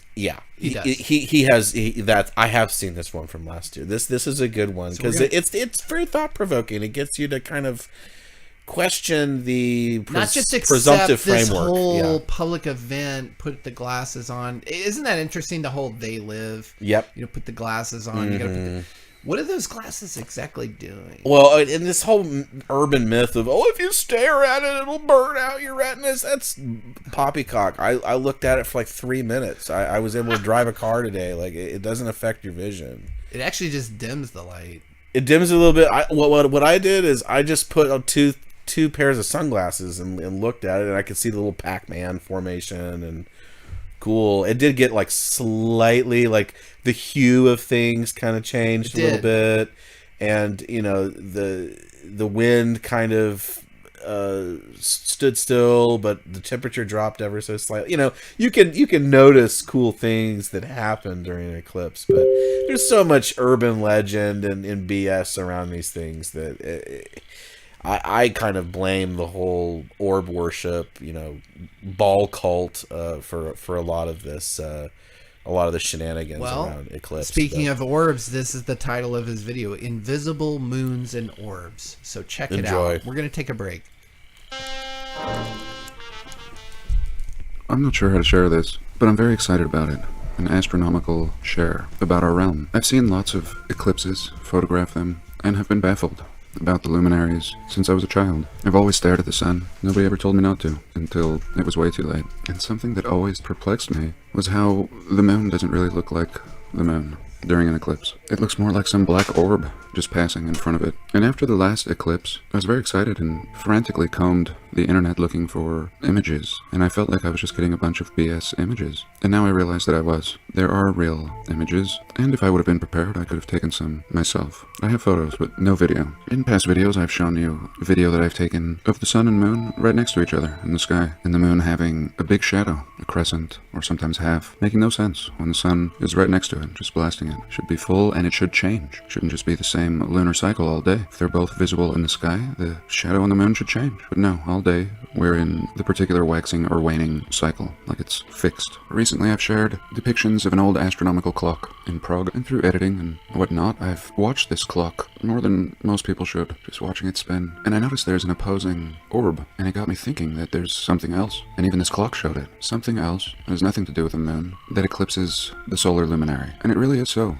When the student is ready, the teacher appears. Shortly after, somebody gave me a link in the comments for my last video, and I thank you for this. And it's from a channel called Oliver Ibanez, a Spanish channel. And finally, some real pictures and video and a plausible theory to what the eclipse may be. And I'm going to try to share this as true to the creator of the video as possible. And I'll leave his link below. So here we can see an image of the eclipse, and they talk about how the eclipses have been predicted for thousands of years, the Chinese having it down to a science. And it just happens so fast. As it approaches it, it seems baffling. That, again, there is no shadowing seen on the moon. It's like some black spot just rolls in and then moves out. And last time I saw this eclipse, I was working at the hospital that I worked at for 5 years. And we all went outside and looked at it. And I couldn't see the moon before, and I couldn't see it after. It just happened so fast, and I was so perplexed. Everything got really cold, and he talks about these predictions in an old book called The True System of the Universe by James Giuseppe. And this is very exciting because this is an old science, and we have to remember that NASA and all the stuff they feed us is very new science that disregards all of the wisdom of the past. And here we're zooming in a little closer, and come on, use your head. Any artist in school will learn to draw shadowing around a spherical object. This is not a normal spherical object. It would have a different shadow over here, and the shadow would change as it moved. And even as it sat fixed in this position, we would would see a great amount of light. We would see some shadowing, and the darkest spot would be right here in the center. Not the whole thing. And again, even when there's no eclipse, when the sun and moon are in the sky together, the shadow of the moon should change throughout the day. Here's a paper written in 1897 by Thomas Ferguson, and he foretells the eclipses so accurately, and this was done again by the Chinese thousands of years ago. And I've talked about how I believe the Chinese wisdom comes from the past great civilization that built this realm, that built it in a way that we don't and can't build today. The ancient Chinese wisdom encompasses everything, every science. Sciences that we don't even know should be sciences in the West. And I'm just very excited how it always seems to come back to this. It seems to come back to the Yellow Emperor, who overnight brought all these sciences and wisdom to China, or Tartaria, as it was before China. And here was a perfect way to predict the eclipse that I'd never heard of, written by Sir Robert Ball in a book called The Story of the Heavens. And he said if we look at all the eclipses in a period of 18 or 19 years, we can predict with enough accuracy all future eclipses. It's only necessary to know that within 18 years and 11 days after an eclipse, a similar one will occur again. This is the rule that allowed ancient astronomers to predict eclipses. So simple. And the truth is always so much more simple than a lie. And I think you're going to be very excited when you see what this eclipse is. Samuel Robotham, in his book, wrote the simplest method of predicting a future eclipse is to take tables that have been formed over hundreds of years of careful observation, and any observer can make their own tables. If you collect the calendars of the last 40 years, the time of the eclipses, and each year, they can be organized into a table. After examining the table, the observer will soon realize that there are cycles of eclipses that are repeated. When reaching eclipse number 19 or 20, they will see that it's a repetition of the first eclipses on the table. So following this method will be very easy to predict similar future eclipses. A lunar eclipse is formed when the Earth is between the sun and the moon, is what they tell us. The Earth then casts a shadow on the moon, thus causing the eclipse. But this explanation has already been refuted by Frederick Henry Cook. In his book The Terrestrial Plane, he writes, according to the new theory, the false one, a lunar eclipse occurs when the sun and Earth and moon are in a straight line. But it's documented that since the 15th century, more than 50 eclipses have occurred while both the sun and moon were still visible above the horizon. In other words, the sun and the moon were visible at the same time in the sky while the moon was eclipsed. And this is the kind of thing that just gave me goosebumps. While the moon was eclipsed, for example, on July 19th of 1750, in Paris, observers saw an eclipsed moon while the sun was clearly seen in the sky above the horizon. The same thing happened in the eclipses of April 20th in 1837. September 20th of 1700, June 16th of 1666, November 3rd of 1648, and July 17th of 1590. Also, a recent documented event occurred August 16th of 1989 in Hawaii, where the partially eclipsed moon could be seen rising while the sun was still setting. That means the sun, the Earth, and the moon were not aligned while the lunar eclipse occurred. So it's impossible that the eclipse was caused by the Earth's shadow being projected onto the moon. Another thing they say is that the solar eclipse occurs when the moon stands between the Earth and the sun, the moon covering the exact circumference of the sun. This already improbable scenario is refuted by recordings where it can be seen that it's not the moon covering the sun during an eclipse, but rather something else, and we're going to have a look at that. On March 20th of 2015, a total eclipse of the sun took place, and the Travel Quest International Company organized a flight of 50 people to observe this phenomenon from the North Atlantic, and this is where the subject gets interesting. Several passengers filmed the totality of the eclipse, and the recordings show black orbs without light around the sun, and one of these orbs was covering the sun at the moment of the eclipse. Total solar eclipse, March 20th, 2015, and here we can see a nice view through the window. And this is what I wanted to see. Something real. And something nice and up there, not from our perspective. And here we go. Boom. Now they come into view. The orbs that I've spoken about seeing. Orbs that can actually move independently, but otherwise move as fixed stars. And I told you of the one that flew over my head, and then just parked in its position, and just appeared to be a star. And of course we have things we are told that orbit in opposition. And here's an example. Here's 4 of them, moving in opposition. And what I find fascinating is if this is true, which I believe it is, it seems a lot more plausible than anything I've ever heard on the subject, that means that the stars, or at least some of them, may actually move in front of the sun. And it's certainly the case here with these 4+ orbs. And here we can see it passing, and now we see the eclipse. And we still see the 3 underneath it. Absolutely amazing. And again, this was a group of photographers. It's not just one photographer. And here he helps highlight this, really showing you a lot of the points that many people might want to refute, such as the smudges on the window. And then he highlights these orbs so we can clearly see the way they move. And this just ties right into my last video, where I was showing Emily Suzanne's time-lapse of the luminaries and how they all just moved like a clock. And this just all rings so true to me. All the images I'd ever seen, even all the stuff on this platform that will pop up in the first few pages of searching, is all BS, just showing a false picture, doctored up. And this is what always perplexed me, is why I couldn't see the moon before. Even this last eclipse that I saw when I was working at the hospital. Why did I not see the moon approaching it? Well, that makes sense now. It was essentially an invisible orb until it reached this point, and then again became invisible. And again, we have proof now that the moon has been out in historical records. We have proof that it's not the moon causing the eclipses, that there are other moons or luminaries that perhaps have burnt out, but still continue their path, true and predictable. And I had no doubt everything was going to tie in together. All of this, the history, the realm, the orbs. And then his creator explains that these were the images that were posted to the news from the same flight, and they were BS images. They had edited out the rest of the orbs. And again, even before I got to this point and to this video, so many of the videos were also edited. Certainly anything with over 100,000 views. And I was looking for videos with very little views, very amateur. But even then, I couldn't find what I've discovered here. And we've since seen lots of charts examining the old world, and even the clock in Prague doing a better job of explaining what's going on in a working model. The Royal Astronomical Society in June of 1850 wrote, "We must seriously doubt that the moon is the only satellite of the Earth." In the report of the Academy of Sciences on October 12, 1846, and again in 1947, the director of one of the French observatories showed a series of calculations and observations that led him to conclude the following. There is at least one non-luminescent celestial body of considerable size attached to the Earth as a satellite. The astronomer and mathematician Sir John Herschel admitted that there are invisible moons in the firmament. The president said the following: "The view is gaining popularity through and through that the stars were accompanied by large orbs that never emitted light. The best astronomer of our time sent me a letter in July of 1844. He said, 'I continue to believe that the stars Procyon and Sirius are really double stars, and that each is made up of a visible and invisible star. Painstaking research by Peter Sauber supports the belief that there are invisible stars in the sky.' Johann Heinrich Lambert, a mathematician, physicist, astronomer, and philosopher, wrote that where there are large dark cosmic bodies, the existence of these non-luminescent orbs in the sky has been widely documented over the centuries. However, the elite hide the truth from us, and instead show us computer graphics, techniques that are obviously..."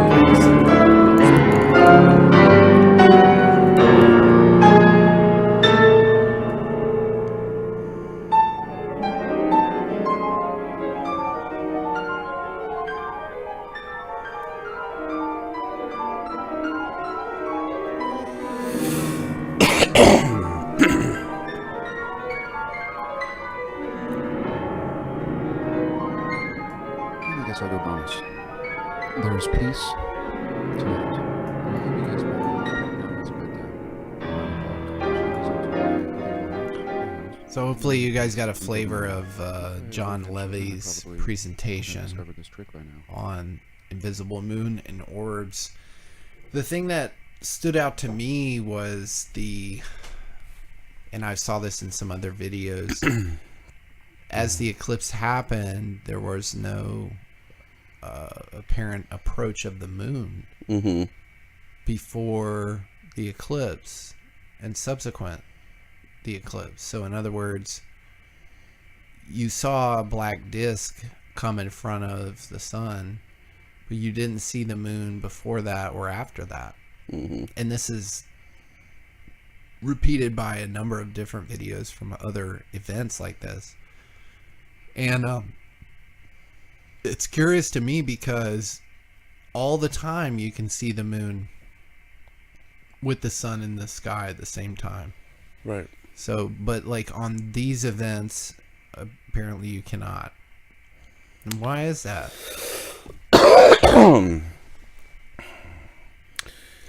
And it implies that maybe the moon as we know it is not what is obstructing the light.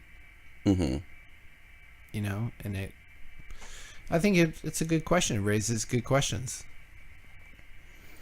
Yeah, I mean, the reality is the sky is not a forensic domain with which we have strong epistemic criteria to observe. We don't live in the environment called the sky. Right. So gesticulations about distances and composition and size of these luminaries is intrinsically estimation based. There's no essential experiential ability to falsify any of the astronomical allegations about these things. there's no back testing capability. It's all just one-way spectator gesticulation. And, we're led to believe that telescopes are like teleportation devices or something. That simply by looking at something, we're transported there and automatically know so much more about the thing that we're gazing at through a hall of mirrors. But on an epistemological level, you really don't. You don't have the ability to falsify any guesses about what these things are. The way in which light is measured, for example, the whole Einsteinian speed of light hypothesis has never really been proven. It's a thought experiment. If you look at the like Michelson-Morley experiment, there's no ability to clock the rate at which light appears. They can allege it because they have this crazy fast, moniker around the speed of light, right? Hundreds of thousands of miles per second. So, I mean, but let's be honest, that is a numerical fantasy. Like, there's nothing that can actually be clocked moving at that rate. So, of course, something that is more ethereal, you might say, like light, we can just attach all these crazy metrics and figures to it based on its speed, because then that jives with the idea that all of these lights are, X many quadrillions of miles away. And so we'll just, abbreviate the alleged distance through light years. The distance with which light traveling at this XYZ speed is able to reach your eye when you're looking through a telescope. But again, all of these things, it's not forensic empirical knowledge. It's second order estimation, inference, and indirect postulation. And then you're in the realm of belief at that point. You have to just abide by certain postulates and presuppositions about the nature of what's being gazed upon in order to come to any basis for validating the current model. You have to believe, you have to trust the plan by the grand observers at the grand observatories to tell you what these entities are when they really don't know what they are either.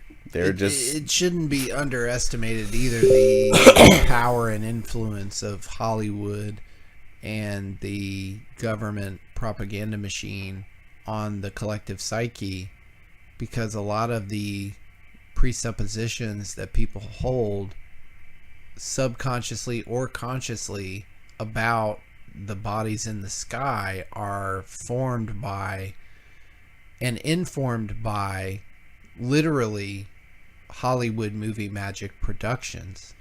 Right. And we tried to get Wakey on the show.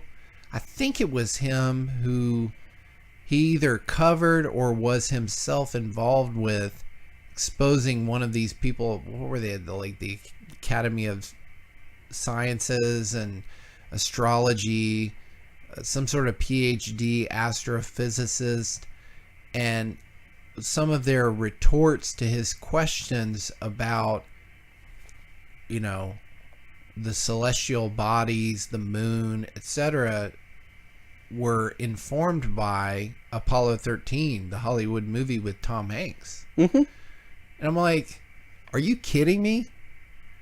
This is PhD level astrophysics. Oh yeah, I remember that interview.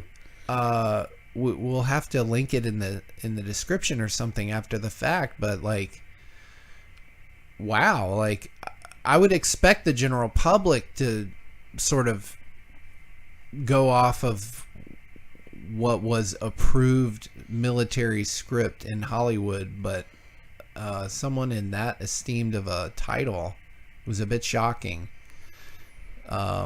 Although retrospectively, maybe not too surprising. It's not surprising because it's the astrophysics. You know, you can go and be an astrophysicist by regurgitating a bunch of defined answers on a community college exam. Well, you know, isn't I mean, it funny it's been how, diluted down. Speaking to of figures in astrophysics, isn't it funny the fall of Stephen Hawking? Oh man, which you have singled him out for years on the show. Oh yeah, pre Epstein naked midget revelations, and makes you wonder about the other characters who have yet to be exposed, like Neil deGrasse Tyson, Lawrence Krauss, yeah. Brian Greene, right. Yeah, because they're all there to gatekeep the sanctity of outer space. You know,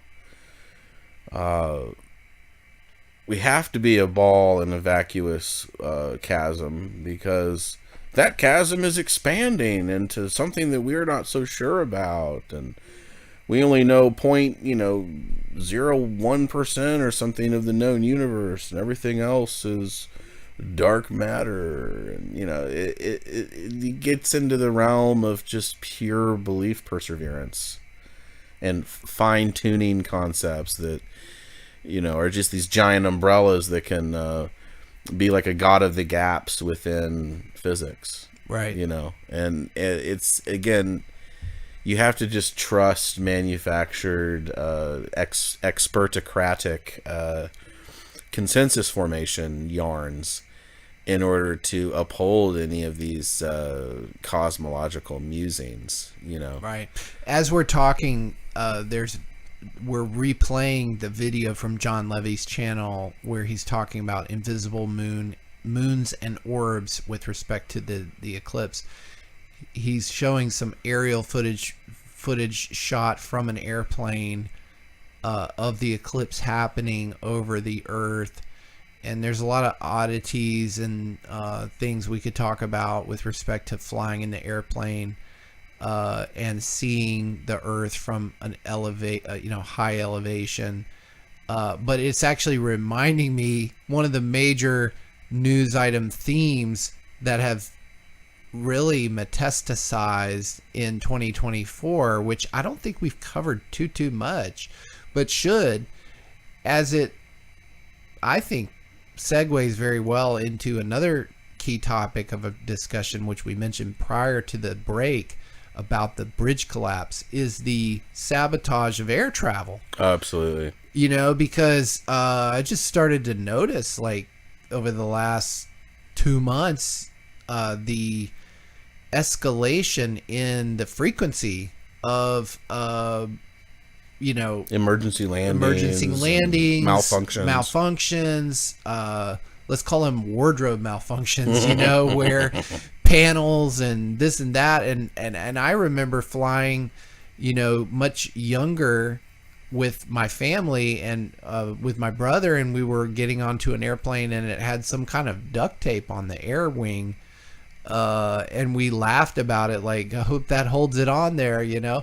But like now in 2024, that was probably 20 years ago or more than that conversation was had.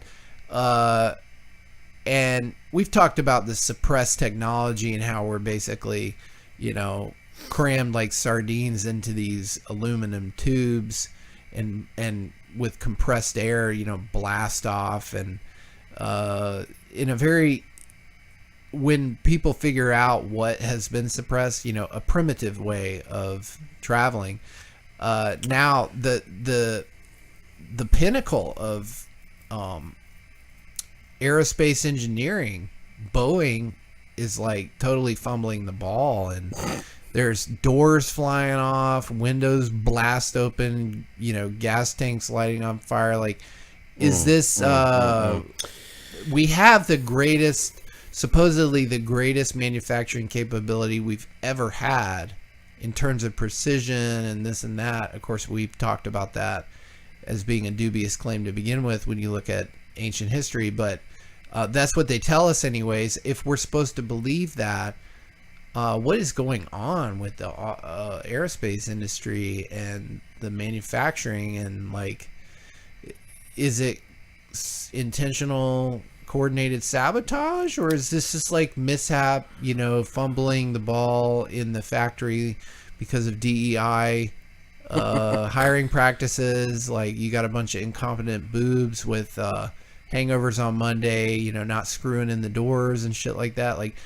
one of the cases recently where the door flew off, it had apparently, that particular airplane had been on already like 100 different flights, and the door hadn't flown off yet, like, fortunately, but finally some straw broke the camel's back.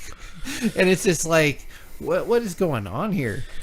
Well, and when you get into the whole airline boondoggle related to fuel usage, and how supposedly there's, dozens of thousands of gallons of fuel sloshing around in these aluminum compartments in the wings. No, that's been a huge part of the racket of the airline industry. I mean, if people realized the minute fraction of fuel that is actually used by these things, whoa. So this video I'm playing, if you're just listening, you got to check out the video component of this on ztitic.news or our YouTube channel. If you like the content, share it and like it as well, and comment down below. But this is a video, I did some digging in it. According to what I read, it's like from 2011 or something, in Iraq. This is an airplane taking off, a military airplane with a bunch of like hardware cargo, like tanks and so on. And allegedly the straps that held these things to the hull came undone. And so there was a huge weight imbalance with the tanks that were on board. And you see it taking off, and it just takes a nosedive and completely is unable to support the weight. Yeah, support the weight and to get lift. Yeah. And it makes me wonder, like what you're saying, like, you can look up the number of gallons of gasoline that, or kerosene, right, that these things are supposed to be carrying. It's absurd. Yeah. Okay, it's clearly an industrial ruse to gouge ticket prices. Just summarize, like, what do you like? So the turbine engines on those planes, yeah, they require a little bit of fuel to get going and to taxi around the actual plane on land off, or around. Once they've landed, there's enough fuel to taxi around, and when they take off, there's enough fuel to get things going. But like 98% of the travel of level cruising altitude in these planes is done by these engines that are turning at, dozens of thousands of RPMs. And it creates basically like a rail line of air in the sky that these planes can navigate and ride on. You don't need fuel to propel when you're at that height with that kind of power being exerted through those engines. It's basically compressed air at that point.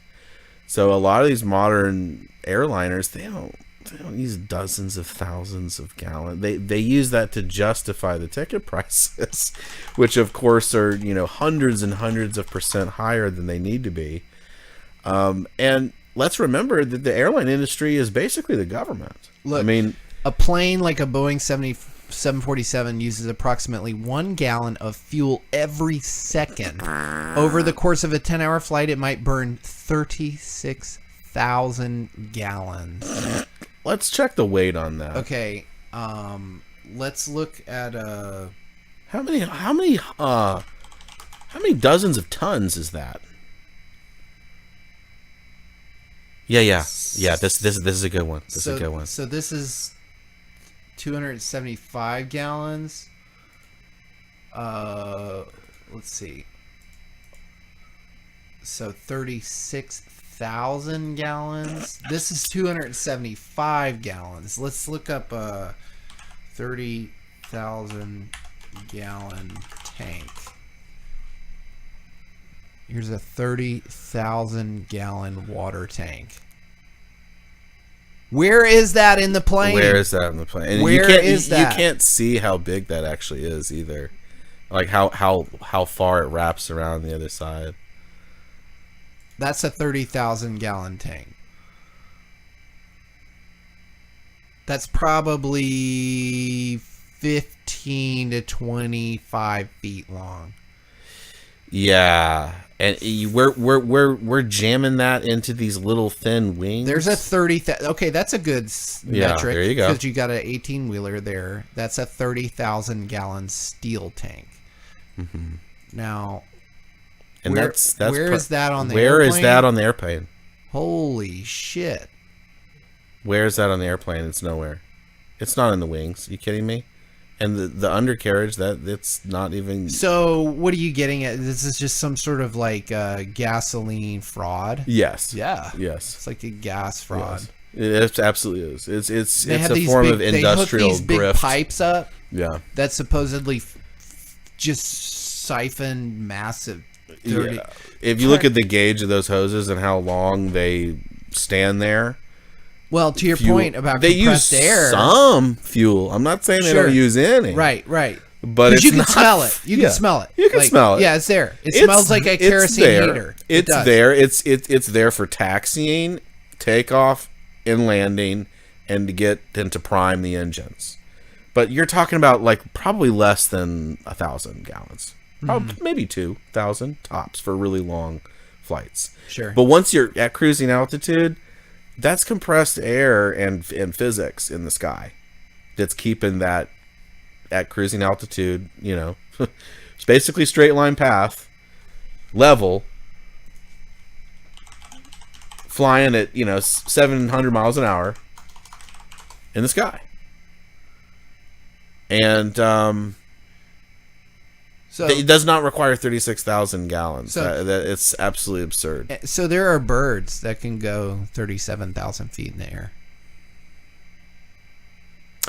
Wow. And all they eat is dead meat. Wow. So, like, you're telling me Rupel's vulture. That's at cruising altitude. if we are seriously burning 36,000 gallons for a 10-hour flight, we are nowhere close to nature. Nowhere close. But I actually think it's more likely what you're saying is that it's actually sipping gas. It's Sipping gas to get up there. Yep. And those big tubes they hook up to the airplane during takeoff, they could just as well be charging the compressed air tanks. Sure. You know? Sure. Because if you look at how long they stand there, the gauge of the thing, it wouldn't fill one of those 30,000 gallon tanks. And then not even close. to the weight issue, like you can strap down a tank, like my video. I've lost it now, but my video of the Iraqi plane, the military plane in Iraq falling from the sky because the tanks came unstrapped and slid to the back or the front as they were taking off, and they came undone and sank the whole plane. Why would liquid not, especially when you have to make a special maneuver or a turn or something, like it would drastically affect the any kind of banking in midair to like change direction. Think about the slosh effect. I mean, those tanks would have to be so pressurized, right, that then becomes a huge liability in the air as well. Well, that's why they explode, I guess, like in 9/11. Well, but that's a whole other rabbit trail there, because by the time that plane would have hit, the fuel would have been completely, even the amount of fuel that they say would have been in the airplane would have been spent within the first like few minutes in blow off. And you see big black plumes and stuff. That's a fire that's suffocated, that lacks oxygen to be maintained. So there's no way that official narrative is accurate, even if you lend them the false schematic of there being dozens of thousands of gallons of kerosene. That kerosene would just blow off. It wouldn't have any kind of lasting meltage effect. The heat is dispersed and gone within a few minutes of hypothetical impact. And then if you bring in the whole reality of the situation, which is they're really not holding that much fuel, then it puts even more of a hole in that whole plane narrative, that even the explosions that you saw probably wouldn't have occurred in the way that they did were there to be an actual impact of a plane. So, because think about how much damage a plane can get when it flies into a bird in midair. You know, right. one of these birds that can get up that high, if that runs into the hull of an airplane, that thing's going to need to emergency land, and that's a bird. I mean, the whole narrative around the planes at 9/11 is really, if you really look into it, it actually is increasingly preposterous. The accuracy with which a pilot would need to do a maneuver to even steer it in at that point, and then the whole thing of like, well, where were all the fighter jets being scrambled on that during that time? They went off course for an hour and a half, and there was no interception. I mean, you can't even fly 10 minutes off course in a Cessna without F-16s being on your ass. You know, if you don't call in a report, or you know, you could be in literally a private passenger Cessna, and you'd be tagged within 15-20 minutes. But you know, so the whole airline, if the conspiracy theory, aka the official narrative, is even true, then can we at least get an apology from our government that they are totally incompetent and cannot provide the kind of security that they claim they do provide? Because how about a mass refund? So they have this massive censorship, centralized, you know, basically documentation of everything, which is ostensibly to protect us. Right. In point of fact, of course, we know it's pointed against us, but let's just, for argument's sake, believe them at face value. Right. You are incompetent based on your stated purpose. Right. Completely. Oh, 100%. If you believe the official narrative. And of course, I don't. The official narrative is more conspiratorial, unlikely, and improbable than many alternate theories, yes, which have been tied together. And ultimately, I don't know exactly what happened, but I know what I'm told was that did happen didn't happen. No, like give me a break. Like that's child's play at this point. I mean, look at these Airbuses, 400,000 to fill the capacity. I mean, are we really being led to believe that every single flight is operating in the negative? No, that's because how many people do they carry? Like, I mean, most 500 max, and they're paying 900 to 1,000. Yeah, like exactly. That's barely break even on the fuel, let alone the pilots and all that. Are we really being led to believe that because of fuel costs, no flight really operates in the profit margin, and that's why they have to be subsidized by the government? Man, every energy industry is a fraud industry. It is. Basically. It is. It's another Enron. Absolutely. Like the nuclear. Yep. The fuel, natural the gas, all of it. All of it. It's just way giant more. It gets to boondoggles. what you talk about a lot is the scarcity industrial complex. Basically, Yes. Yep. This illusion that we're in scarcity. We're in fact in abundance. However, we do have parasites, Yes. which are siphoning and taking away and preventing access. what would otherwise be free. I mean, and actually, there were some links posted in the ZNN Telegram on that note. This is making me think of it. Is about in North Carolina. And it's actually national news now. Like, we have somebody caught avian flu from the chickens, and so we need everybody to register their chickens so that we prevent the next COVID in the pandemic.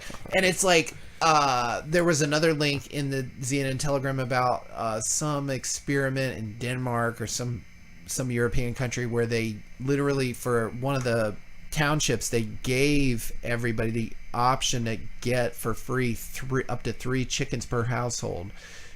Gave them, not everybody participated, but the people that did got 3 chickens, and then like in the next month the landfill reduced the amount that they had to bury by like 100 tons of food waste. And it was discussed in this link on the ZNN Telegram, check it out, how if we did something similar in the US, there would be no egg industry. Right. There would be no egg industry. Exactly meaning right. that in certain really kind of... You would decimate the industry, basically. You Yeah, would only need there 10%. would still be eggs Yeah. for sale in certain Right. places, like, probably luxury eggs and specialty eggs and stuff like that. There would be egg dishes that were made that would be sold, but like if you wanted to just buy raw eggs, they would be incredibly cheap. Yep. You would be more likely to buy them from your neighbor than you would buy them at a grocery store. So Absolutely. you wouldn't see them like they are now, where it's like $6 a carton. It's basically free. Total It's rip-off. basically free. And then Yeah, like it's what would horrible. that do for all the things that require eggs? Like all the foods, like Yeah. breads, et cetera, like, the cost of almost all foods would go down, Absolutely. and similarly in the energy sector, Absolutely. eggs are energy. Yeah, they Eggs are energy. They're either a chicken or protein, or subject of a Easter egg hunt. Like their energy. Similarly, the nuclear energy sector is fraught with fraud.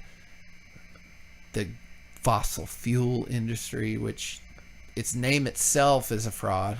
Right. Fossil fuels, like, it's ridiculous. Well, and then the whole medical field too. To a great extent, a lot of medicine can be decimated in the same way. I mean, if you were able to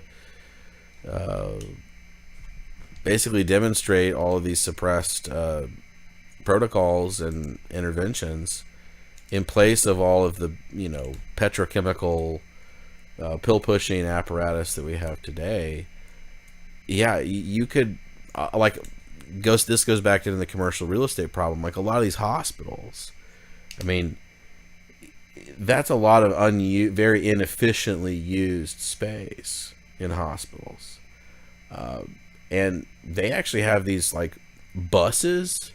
Like you could do mobile doctors and nurse stations and things like this.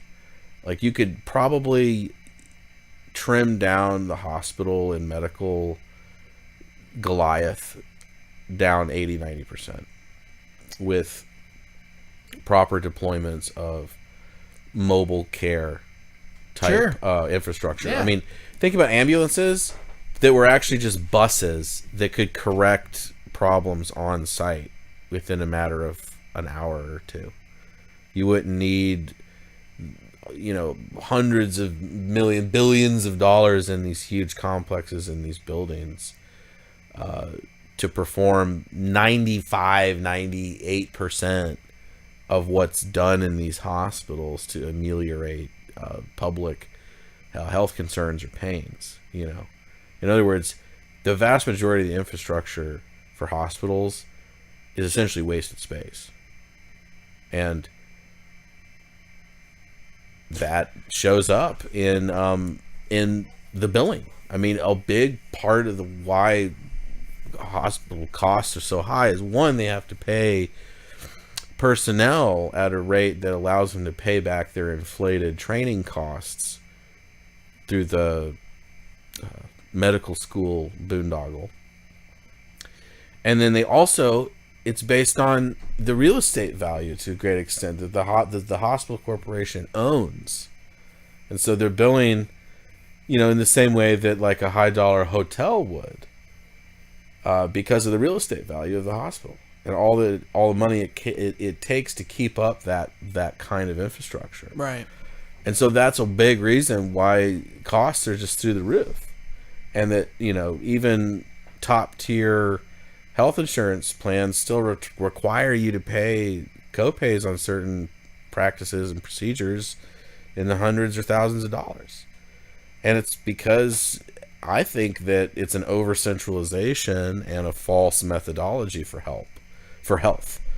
And so, yeah, just basically piggybacking on your point about the food system, isn't it the Hippocratic Oath, right? You do no harm. And really, food is medicine. So the extent to which the food system is foobarred is reflected in how cumbersome and bloated the medical system is. If you just had proper food system in place, you'd probably decimate the need for hospitals. Right. And the whole, Eli Lilly, Novo Nordisk, big pharma, behemoth system, their market share would necessarily go down if there was real health education practices intact amongst the population. But again, this goes into the whole Rockefellerization of medicine, and that we've talked on this show dozens of times, and how medicine is one of those examples of a field that is rife, no pun intended, perhaps pun intended, with suppressed technological advancements that do address disease, just in not nearly the profitable way that's been created today. So it's pretty immense. I mean, and also when you look at the whole multi-trillion-dollar fluoride boondoggle, there's an example of just wasted capital, resources, energy, and personnel. I mean, that's something that could just be completely cut out entirely, and we would literally save, over the course of the decade. I mean, it would be hard to really calculate because of the impact on people's health in the aggregate over that time. It really is a pseudoscientific charlatanry matrix that keeps the population kind of domesticated and tamed, while this deep consolidation and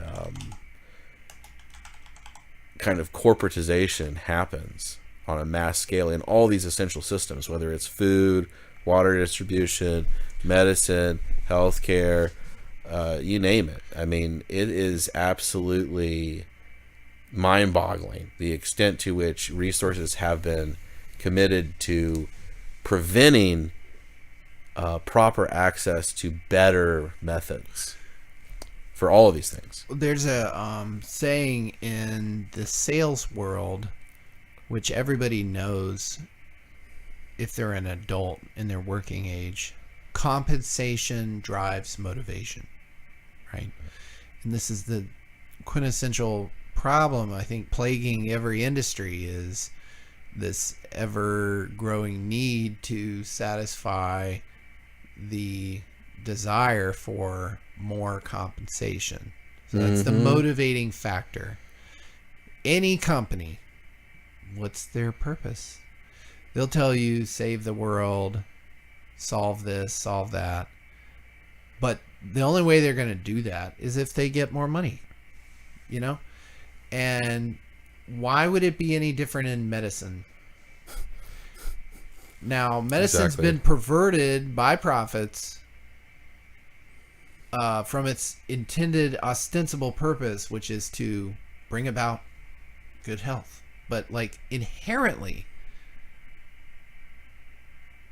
that doesn't follow our economic system. Nope. You know, because if you solve that, you no longer have an industry. Correct. Okay? So you know, if you are successful, if I am going to believe you're successful as a healthcare practitioner, I will see you some number of times and then never again. Mm-hmm. And why would you want that if you're an industry? Exactly. You would be then dependent on an ever-growing number of people like that who you would solve. Now, if we have population growth, maybe that is the case, but would it be this situation we have now where people are just basically sucked dry individually and nobody's being healed essentially?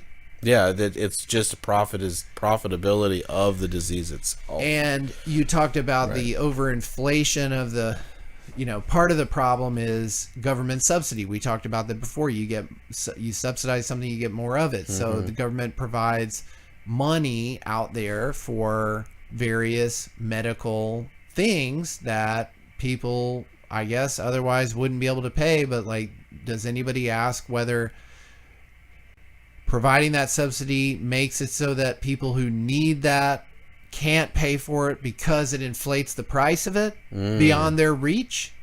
Oh yes, that's called access to care. You know, that's we need your health insurance. So this is the gap. This is the gap that they try to fill with socialized medicine. Oh, well, you can't afford private insurance. You don't have an employer who insures you. Oh, we have Obamacare. Oh, you haven't signed up for Obamacare? Oh, well, we'll just bill you $1,000. And it's like, are you serious? Like, this is solving anything? It doesn't solve anything. And then to your point, like, or to actually my point, compensation drives motivation. This thing about the inflation of the cost, the real estate, the maintenance, these huge centralized models. Yep. Is that really the most cost-effective way? Or, hey, we already have a bunch of spaces that are suitable for somebody to sit in. Right. We just bring the technology, which is increasingly mobile and capable to them. Is that then can we cut out like 70-80% of the cost, which is real estate and overhead and redundant staff and stuff like that? We just send the staff. It's really the promise of cloud service providers. You pay for what you need. You know, you get a snake bite. You don't need 48 hours in the ICU, or, you know, the intensive care unit, and all this. You know, you need the antidote. You need someone to administer it. Right. Yeah, it's still expensive because it's fucking snake antidote. Right. But like, you don't have a $64,000 bill because you know. So, but then like further to the point about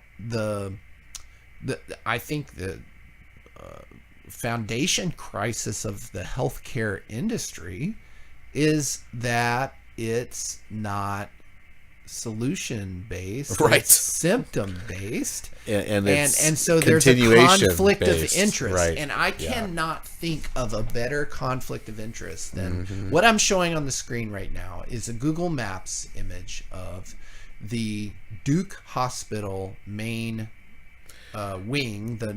They call it Duke North. It's like the main legacy hospital. It's like the headquarters, gargantuan facility, and it's expanding. And of course they just basically vomited a bunch of clinics all over the state. Everywhere. Pharmacies and clinics in the triangle. There are everywhere. It's every third block. And the irony is, like, when the ABC store on Guest Road closed down, I asked the guys before they closed down, hey, what what is this going to become? Who's the buyer of this building? Because I heard you're moving it. Oh, it's going to be a Duke Health Clinic. And I'm like, that's the Bingo. greatest irony, right? It's like the state funds the ABC stores, That's and right. then the state grants money to the the health establishment to sort of make use of the fruits of that labor. One giant revolving door. Door. But so this Google Maps. Okay, so we have Duke Hospital, where a lot of celebrities as well as everyday people go to get various treatments. They have a huge cancer oncology unit that they just built, billions of dollars, billions and billions of dollars, billions of dollars. And then just down the road, 1.1 miles away is the Williams Water Treatment Plant. Okay, so imagine this. You're Duke, okay? Do you guys know who Duke is? The tobacco magnate. Yeah. The great industrialist. Poisons the public. Right. Through tobacco and fluoridation. And then establishes a medical monopoly, basically. Yeah. A medical monolith at the very least. Something They run this area of the state. They do. Yeah. And their main headquarters is literally 1 mile away from where they dump fluoride into the water supply. Mm-hmm. So the people who get the highest dose of fluoride are the ones at the hospital and all these ancillary like businesses and establishments, which they grew up around the industry of the healthcare, building and business there. Like they're there because the hospital's there. They have people visiting for the sick, and they go out to lunch and they do this and that. People live around here, but like the main thing is the main pipe goes to the hospital. Oh yeah. So That's they where all get the demand high is. stuff. So is that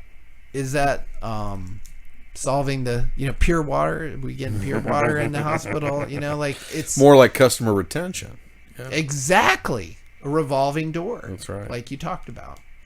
And I mean, that's just one example, but I mean, the Duke hospital system is like a crowning Rockefeller medicine achievement. Little brainchild of that. Yeah. An offshoot, you might say, of that. Oscar Ewing would be very proud. Indeed.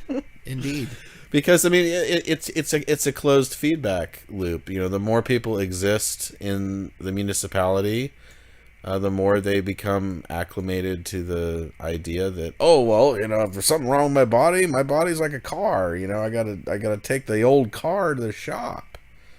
And where's the shop? Oh, it's Duke. It's Cone Health. It's UNC. It's these conglomerates. It's isn't that Stockholm syndrome where you basically think your abuser is going to protect you? Yeah. I guess you call it mass Stockholm syndrome at this level. But yeah, that's basically what we have is a giant carousel of corruption and harm that's being labeled as salvific. The peak of science and enlightenment and truth and goodness and health and beauty. The society couldn't function, of course, without this massive, petrochemical, pill-pushing pimp infrastructure. Same thing goes with the schools. Oh, we can't have a uneducated, illiterate mass. We need schools, right? It's like, well, look at where schools have brought us. Last time I checked, there's people graduating high school that can't even read at a second grade level. Do you think you would have that if you had a society that really put a premium on autodidacticism, for example? Like people teaching themselves things, Right. Having high order contributions independent of the institution that they belong to. you'd probably have a way more literate society. But instead, we've opted for this whole, secular human, John Dewey thing. Everyone has a right to be indoctrinated at a government facility, essentially. And that's the model that's taken over education. It's the same thing with, Rockefeller with medicine and energy.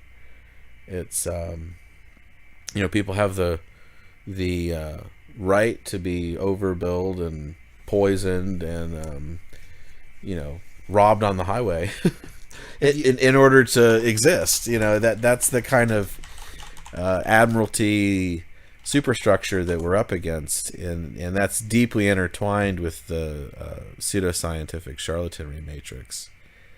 Is this just kind of open air techno plantation that's been raised up, and it is a kind of counterfeit stand-in for what is supposed to be an advanced society and civilization. The reality is we could be a lot farther ahead as a people, as a consciousness frequency, as a intelligent mass, if it weren't for this parasitic expertocracy that's kind of gatekeeping and holding the reins of this huge bureaucratic onion. Can you identify what you mean by censorship? Oh, how about? Is it not clear? Not clear? Was it? Didn't Candace Owens? She got basically kicked off the Daily Wire because she had some the YouTube. Yes, she had some unkosher opinions and wasn't apologetic enough. Sounds like she didn't want to be a house nigga. That's right. She wants to be her own bee. Well, good. And that's great. Just know that you got the slur industry working against you now. ADL and SPLC and all these right. organizations and they will crucify a black female. Sure, make no mistake. You're not in the club. Yeah, I don't care. They don't Diversity, care. Equity, inclusion. Come on. Only if you play by our script. Right. Yeah, right. It's only DEI if you're saying the things we want you to say. Yeah, you're inclusive. We're inclusive when you do what we say, basically. But we're about 6 minutes till the end of the show. We can maybe go a little bit over since we were late. Appreciate any of you listening out there, tuning into the Zititic Newscast. I would ask you, if you like the content, share it on your channels and with your family and friends. Like it and comment. Also, join our Telegram, Instagram, and Twitter. Just search Zititic News Network on any of those platforms. And in the future, try to call in and weigh in on what we're talking about or something you want to bring up. Steer the conversation. We do have a call in. We do have a call in. Oh. So I want to take that as kind of like our farewell. So I'm not sure who this is, but area code 978 calling into the Zititic Newscast. Welcome to the show. Let us know. Hey guys, this is Riley. Yo, what's up? What's up? He wants that 444 Tfuel. What's going on, man? Exactly. Especially given how much it's been going up already. Right? Not like we didn't know already. That's seen a nice. Well, I caught the show about 30 minutes ago, and I was kind of writing some notes down. I mean, if I don't have, some things I wanted to mention were I think a common thing that we've always had in society is some sort of, whether through school or something, there's always some sort of narrative that makes people believe that there's a limited amount of resources when that's just never really the truth. And, in this, you're talking about, the planes, for example. And I believe, the cost of public transport and stuff in a lot of countries outside of America are much, cheaper and at the same time better, and I think, it's either to do with, just lies and greed, or to say the least, though, I think, the center of the issue is probably just that there's no real reason, besides probably unnecessary safety regulations. It's government interference that's the problem. Interesting. Well, that's just like, for example, with the airships, right?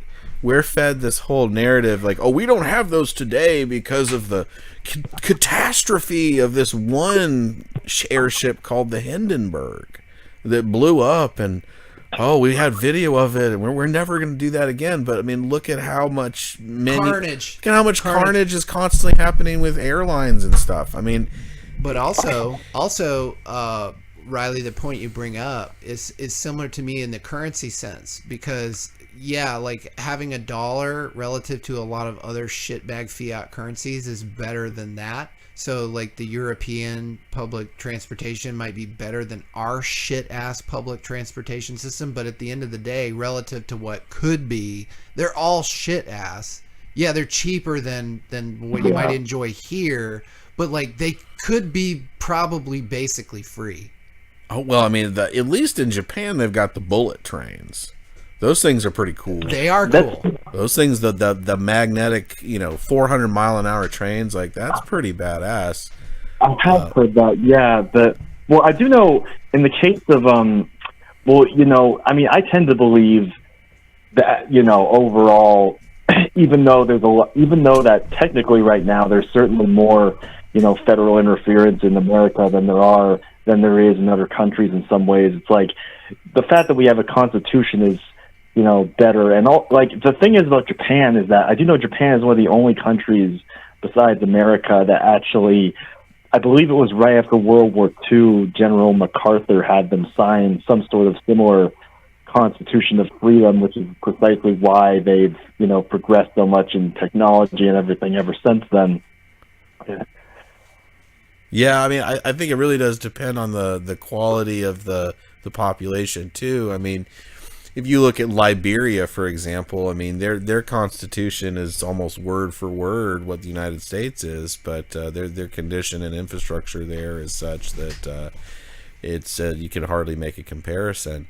So I think it really does the content of the personage and the trust and productivity factor of the population really does count. Well, I think that's why the Western powers have basically treated Japan, to Riley's point, I think, as basically an industrial vassal state. Yes. So this protection we offer them, the fact that some sort of like weird military quid pro agreement, quo, right. like that's not in exchange for nothing. Like they produce a lot and they take our dollars for that production at their detriment.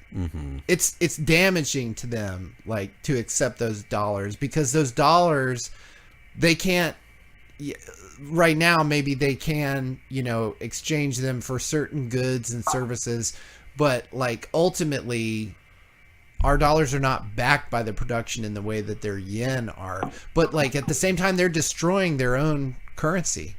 They live in kind of close to what I was sort of saying earlier. Because the thing that's unique about Japan is that they're still basically an homogenous ethno-state. Sure. There's 96% Japanese there, and they are an aging population. They don't have replacement demographics, but every household is essentially subsidized.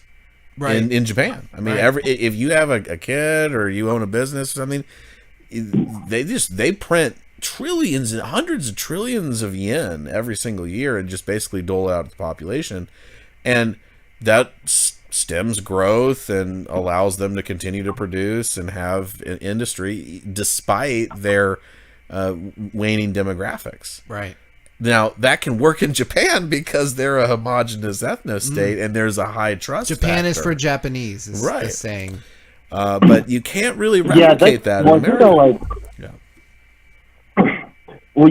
I do know, some people have said that, Japan has a culture that's actually very well, to say the least, their culture in terms of like that's a pretty non-freedom in their culture, arguably in general. Like they're very, very nationalist, very, very religious in their own ways. Yeah, Buddhist. I wonder if there's sort of a balance between that and places like that. Well, I will give the Japanese credit in the sense that their national and sort of religious practices are a little more staunch than, say, Korea. So if you notice in Japan, Christianity doesn't have the same kind of influence there as it does, say, in South Korea. Because even though Japan is a highly westernized society, it also has its own kind of cultural reservations to many of the things that have prominence in the West. So there's just not a lot of there's a lot of skepticism towards monotheism and many of the popular religions that are dominant in the West and the Middle East and South America. They're in that sense, I tip my hat to them because at least they are unique in that sense. They abide by kind of a more naturalistic kind of Shinto ethos that I think that while I wouldn't necessarily advocate replicating all the beliefs, the ethos of skepticism towards these kind of monolithic religions, I think is actually good, and I think we do need more of that in the world. Yeah, it's like I think that. Well, I do get kind of the vibe that, like, in Japanese culture, what they see. Well, the thing is, what I heard anyway is that in the past few years, and this seems to reflect in like how much media seems to promote moving there all the time, is that Japan wants more people to move to their country, like they have an underpopulation issue. And but the thing is, at the same time, though, I feel like a lot of Americans and a lot of people who move there don't seem to like really understand like that they can have all sorts of cultural things that might not correlate probably particularly with the more liberal thinker. Like, for example, I hear some people, complain about the fact that they kill whales or complain about right. Maybe they have a different way of treating, women and sexism. But it's like, I think, first of all, like people have to think like, what about, before judging that culture, like what if your own culture has hypocrisies anyway? Yeah. I think Japan is they have kind of like a historical memory that is much longer lasting, I think, than especially the United States. I mean, their honor code and their kind of sense, their cultural ethos goes back much farther than the sort of mainline. There's at least more continuity with it than exactly. certainly what exists in America, because, I mean, even myself, like, before my grandmother, it gets very hazy. There aren't many stories beyond that, and I gather that that's not the case. Right. In Japanese and some other cultures yes. who maintain a more... They haven't been as subverted by the Gutenberg press. Mm-hmm. And there's a good book on that Gutenberg galaxy and the sabotage that took place when we started to become more of a text-based historical society versus one that told stories and passed down information through verbal communication. Right, and didn't take everything so literally and set in stone. Right, but you could argue now we've actually morphed away from a text-based society into an image-based one. I think we're in the midst of that, yeah. for sure. And that arguably is the worst of all three. Right. Because everybody knows like a movie isn't as good as the book because you lose resolution. Mm-hmm.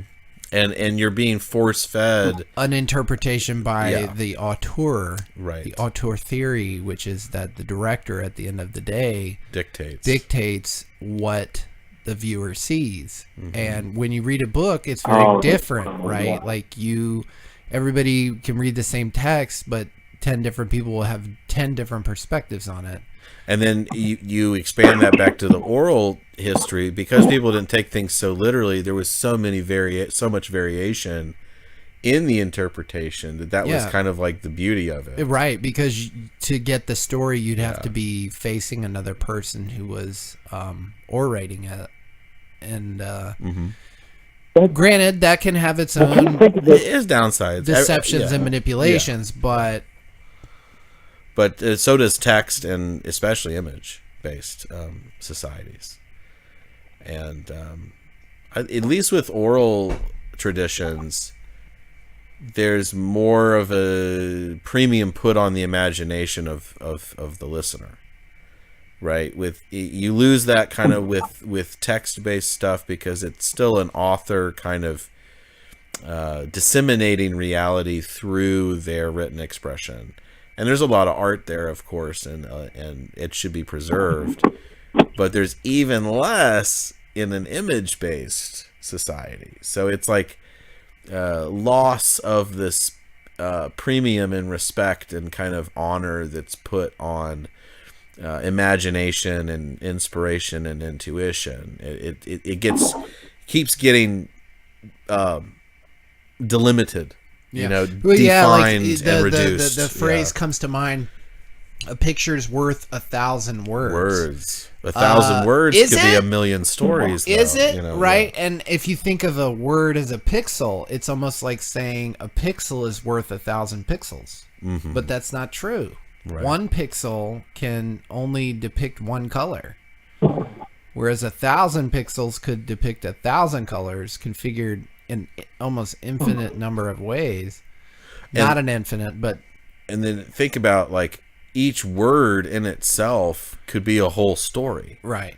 There could be 1,000 we stories used to do word for every of a day, right, and we talked about the etymology of just one word, and it would be the theme of a 3-hour show. Right. So... In a lot of ways, you could see it as kind of a pyramid, because, the image... It's the result of much more deliberate actions taken over time in succession than even a text. So in that sense, there's like more deliberation, and that is what provides the kind of switcheroo with the viewer, with the person who is being impressed by the image. And then that's why it's an effective means for disseminating a gestalt, or a worldview, or a psychological framework, is because it's essentially delivered front and center through a lot of deliberate action. And a text is also deliberate action, but less so than an image. Sure. And, oral tradition is even less involvement in deliberation than a text. So there's advantages to all of them, and there's downsides to all of them. But I would say that in our current environment, in this kind of techno-feudal trend that we've been following since ZNN's inception, the premium is really being placed on image-based society, and is kind of denigrating text and oral-based interpretations of things for a reason. And we've outlined that. Well, I think it's harder to record and print text than it is to tell a story. Oh yeah. And so that's why we have these long form discussions. Exactly. Because I think there's a lot of resolution in the nuance of our discussion that would be impossible to translate into text. Let alone an image, right? But text is valuable too. You write you have written articles for the site. I have as well. And they have their place, right? The last article I wrote, which is about the squatter, that was about the Federal Reserve induced housing bubble, food bubble energy as the opening salvo in the not-so-Civil War. You can go read that article today that I wrote almost 2 years ago, and it's every bit as We're pressing. still talking about it. It's still... We're talking about it because it's been headline news, basically. You know, I wrote that almost 2 years ago at the, you know, right in the... towards the very end of the last push of the cerveza virus, but that was kind of that was becoming old news at that point. And the new news was, inflation's on the rise, right? So that article is just as prescient or is just as pertinent as it is when I wrote it. So I have another article coming out that I've been drafting about this whole cultural animus around the term hate, right? Hate speech and hate laws and hate this and hate that, you know, and I feel the N-word coming on, and this crazy overemphasis and this kind of glamorization and glorification of love, and how this Manichaean kind of dichotomy has been forced down our throats as a means of like stupefaction and like lowering our guard and basically making us an easier population to overrun. So that I'll be dropping that article probably sometime in the next few days. All right. Well, I want to play this clip You, relative to hate, you know. Our most popular video on ZNN is Mike Tyson talking about the word nigga. And this came across my YouTube feed. It's hilarious. Thank you, man. Because he said what every middle schooler was asking when Eminem was a hot topic. But Mike Tyson could say anything he wants because, you know, what are you going to do? What are you going to do? Right. And you're not no guy somebody gave anything. Everything you got was fucking not even giving you. I don't think I've actually ever seen that clip. I know I've seen like thumbnails of it. Get ready for it. You're the only white guy that knows what it's like to be a nigga. Not sure how to answer that. But, yeah, nah, man, it's a few white guys that know that pressure, like, fuck, I ain't shit. They ain't doing me like, they treating me like a fucking nigga. I bet he probably said the fuck black get treated better than me. For it.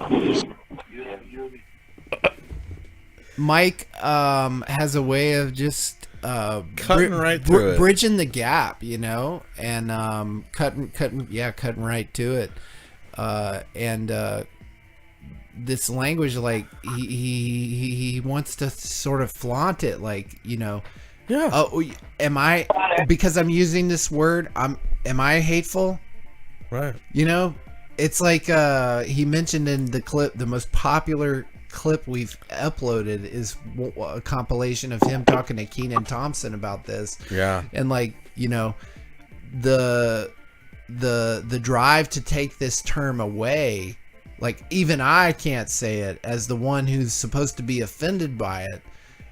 I can't use it as a compliment for myself. Why not? Like, am I hateful? Am I hateful for using, you know, he's just challenging that whole concept. Well, yeah, because it's you know what the thing, I remember there was actually this time, unfortunately this person actually took the video down. I don't know why, but this was like something, just a chance encounter, like I think like 6 years ago or something, but I was actually at this gaming convention and this guy came along with he had like a camera. And this person from Canada, I think he said he was called Zaberius. He said that he was doing this mini documentary and he was going to go to an open mic and say the N-word for the sake of getting over social anxiety or something. And he was white. And he even got like this black guy to like work with him on it. And he didn't end up he ended up sort of just doing something different. But my point is, there was a part, it was like this 20-minute video he made where there was a part where somebody, a white guy, of course, who was one of the people who worked at the convention, like literally like on camera, like physically threatens this person just for handing out a card saying that he was going to say it. And, got kicked out of the convention. Wow. It's kind of like shock therapy, right? Like or phobia therapy, where you're so scared of spiders. The only way to get you over it is to just put a spider on you and like see it's really probably not as bad as you think.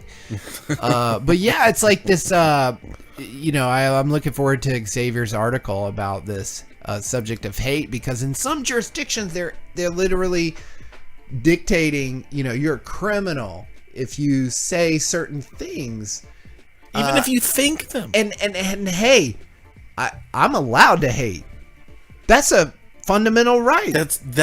Like I'm gonna defend hate for a minute. Like, I'm not gonna condone hateful behavior or violence or results criminal from, activity, but that's different.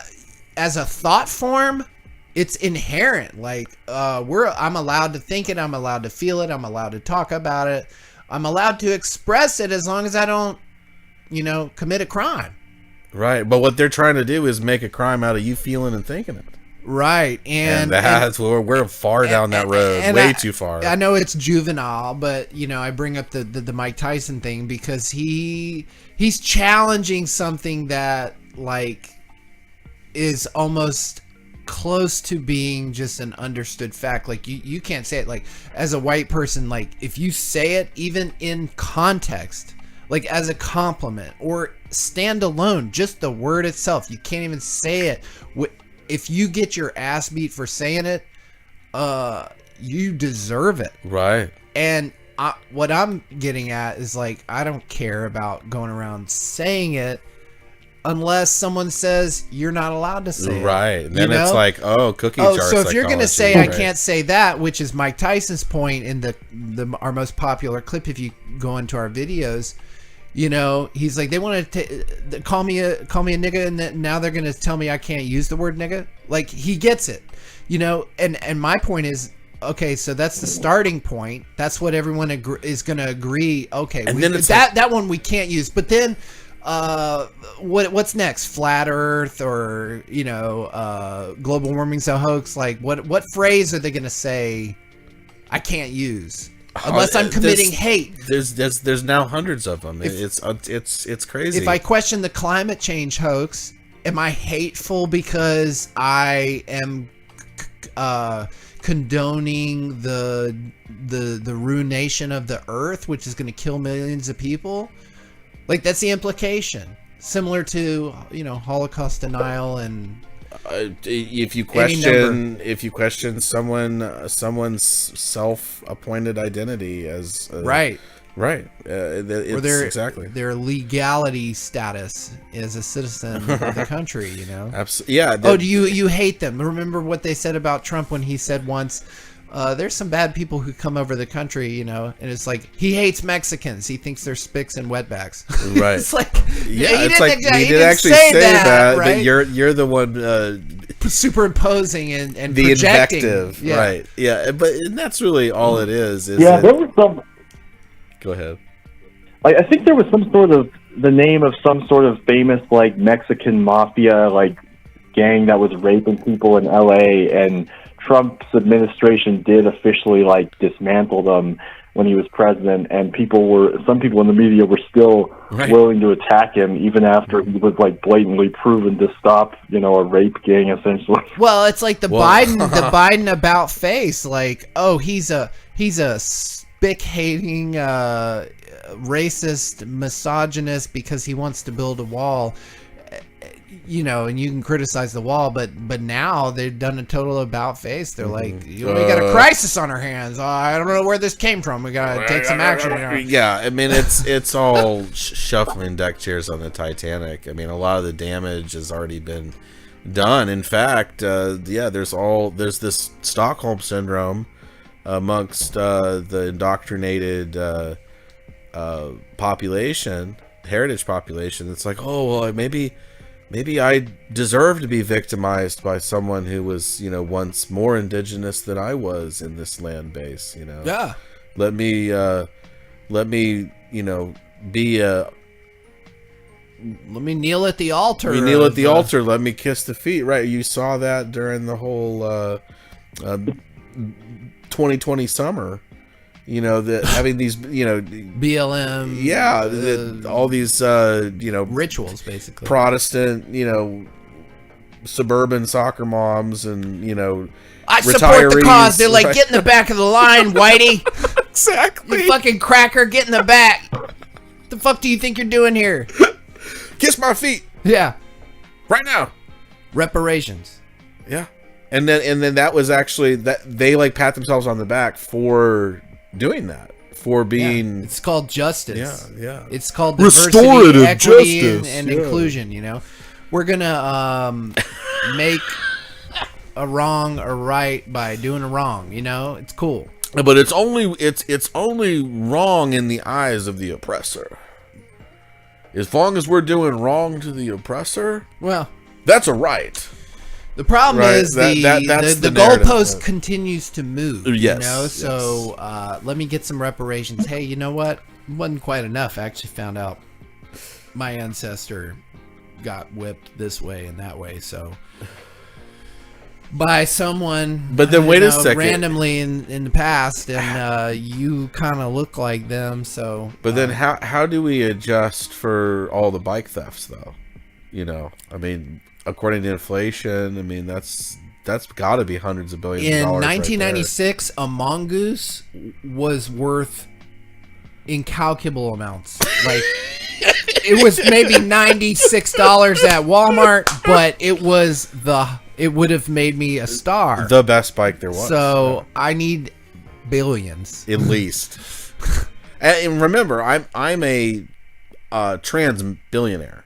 That's right. I identify as a multi-billionaire. And you know, we've talked about it before, doing like an undercover, you know, stunt, if you will, Veritas project, pretending to be a trans financial individual at the bank. But people have already done that. Yeah, they've done it since I've mentioned it before, and that just shows you how passé the whole identity game is. Like, yeah, it's almost a new grift. It is. I think the Squatconomy and the identity grift is go hand in hand. The new. I think it's a good career shift for me. It really. I mean, there could. Because I mean, yeah, I identify as a trans billionaire, and that entitles me to this mall. You know, I need to be paid money by the government in restitution fees. Hasn't that been the grift of every king, every dictator king anyways? Like, yeah, they're just like, this is mine. This is mine. I mean, you know, I'm Jewish, so I should say that I'm take your birthright, Riley. Take your birthright. Go up in Gringotts Bank and get that money. That's what I'm saying. That's why everyone hates you. That's wrong. Well, think about it though. That's going to be a new trend. I mean, in the post-labor economy, why doesn't that become viral? And maybe that's the thing that actually does the banks in is people going on bank runs for accounts that they don't have, and they're like, "Look, I'm missing my $150 million account here, and I'm going to need J.P. Morgan Chase to recoup my infringement on my identity here." You know, what if there was just a huge protest that was like that, nationwide? Everyone goes in and is asking for their, $200 million. That'd be amazing. That does remind me of this movie that someone made called The Invention of Lying. Like, it's a comedy movie, but it's interesting where it's basically a movie where society is normal except nobody knows what the concept of lying is. And somebody... just basically there's scenes where this person understands how to lie, and there's these scenes where he just tells the bank that my account's glitching up, please give me $100,000, and they just hand it to him. Yeah, we could be heading towards a specific quote unquote oppressed population. Right, they may get that glitch treatment, and the people who actually had the money in the account, it's like that little South Park. That's like that South Park skit. Oh, you want to invest in the market? how much you got? I got $500. Okay, thank you. And it's gone. Have a bad time. Yeah. That's what a reparations economy looks like. It's like, oh, you had $1 billion in pension funds. You want to keep everything you can out of the system, and it's gone. Oh wait, where did it go? Oh, well, we had to populate new debit cards with $100,000, stimulus somehow. Bail-ins. Yeah. Like, there's some people there's like occasionally people you come across, who who you can tell like they have a certain mental perspective on money where they think of, higher number of dollars in the bank, high yield savings account. You can, these sorts of things that really have been proven that they keep you poor. Because if you ask any rich person, they'll tell you the real purpose of fiat currency basically is just to pay taxes and pay bill and take advantage of debt the same way as the government to leverage debt. Exactly. 100%. Absolutely, because that's what a debt-based economy is, and I think that is one of the biggest dominoes out there. Is that if for example, interest rates stay higher for longer, the banks are kind of. If they can't issue new loans, which is really how money is created in the economy, is it's loaned into existence.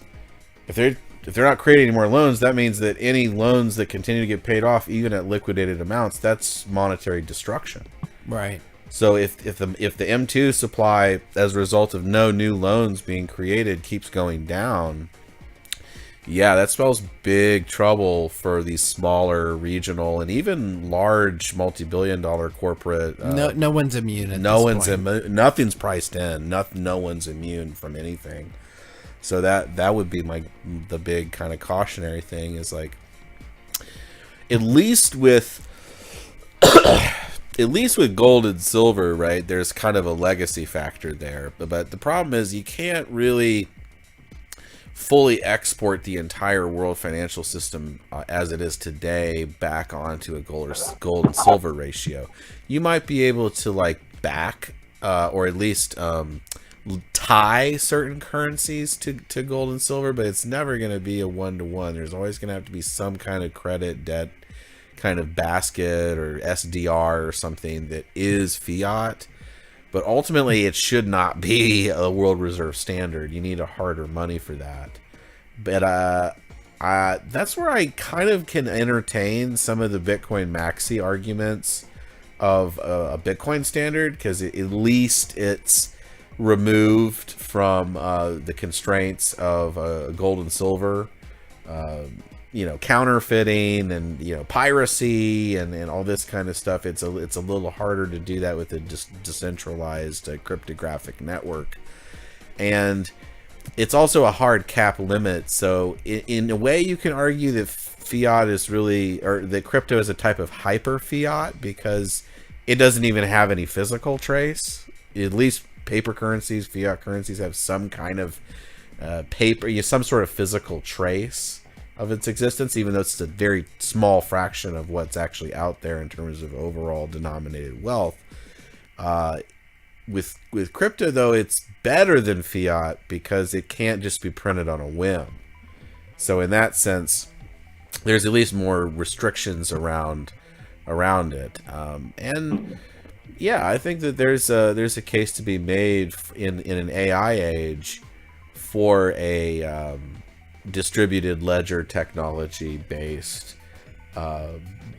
standard. Now, if that's going to be Bitcoin, I don't know. I have my own theory, which is if you see Bitcoin in the high six figures, it means the Federal Reserve has basically successfully gone out the escape hatch, and they've already started the big migration into the new crypto economy, which is really just tokenization of existing debt, right, in a DLT format. If you look, well, a lot of people don't like to look at like I was recently pushed from somebody to watch some speeches from the World Economic Forum, and there are multiple speeches of them, talking with certain blockchains, not necessarily a particular project, but it's certainly, the idea that blockchain is going to, collapse fiat currency, I don't believe. But the thing is, I feel like people don't think is that, like, in the case of most blockchains, at least I think in our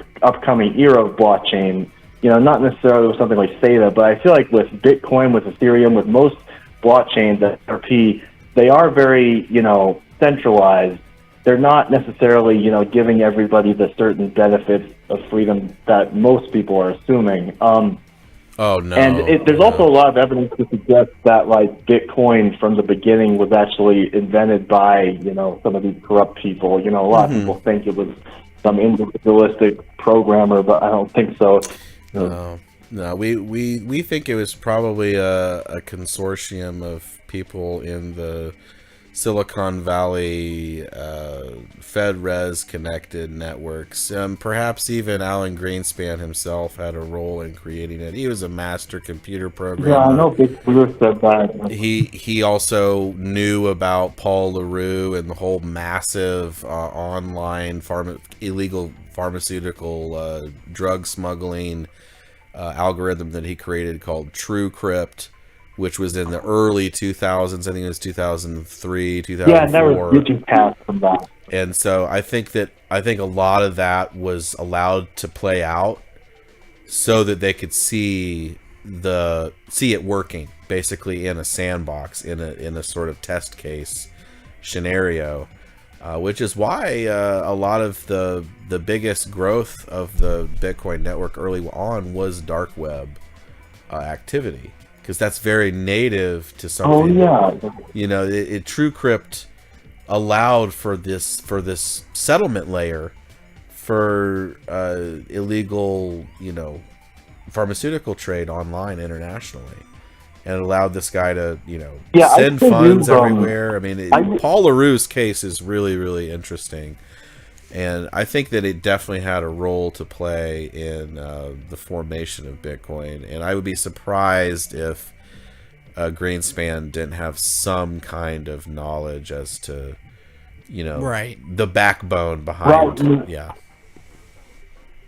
Well, also, I think, like, CERN, for example, I'm not saying, for example, Tim Berners-Lee, who created the World Wide Web, he wrote a document in 2007, like 1 year before Bitcoin, called on a document of what he considered to be Web 3. And technically the term Web 3 or the term Web 3.0 is actually, like, not meant to be just blockchain. If anything, is meant to be just one part of it. But really, they call Tim Berners-Lee, they call it either the semantic web or the spatial web, where I think the general idea of it is meant to be that all data on the internet is going to, and your personal identity on the internet is freer. I was just recommended by someone to read this book called The Spatial Web, I sometimes wonder if, not to say that obviously this isn't an anti-blockchain statement, but it makes me wonder if blockchain to some degree is a distraction from, like, real internet freedom and AI.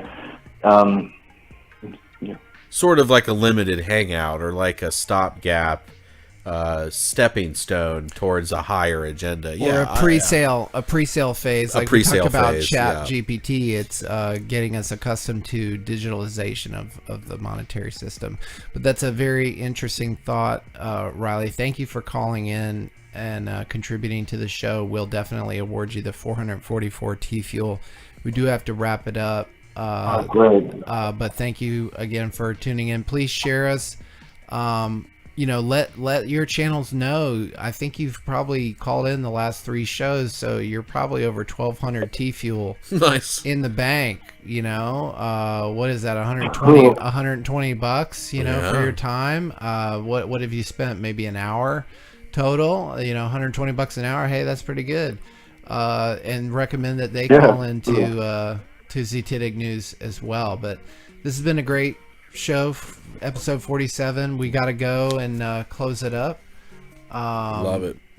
Check us out on Telegram, YouTube, Instagram, Twitter, Rumble, Odyssey, although we're working on those channels, but YouTube for sure.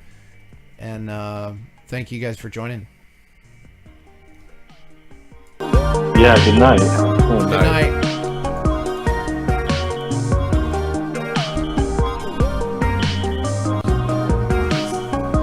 Every episode, there's some jag or some section of it that's always like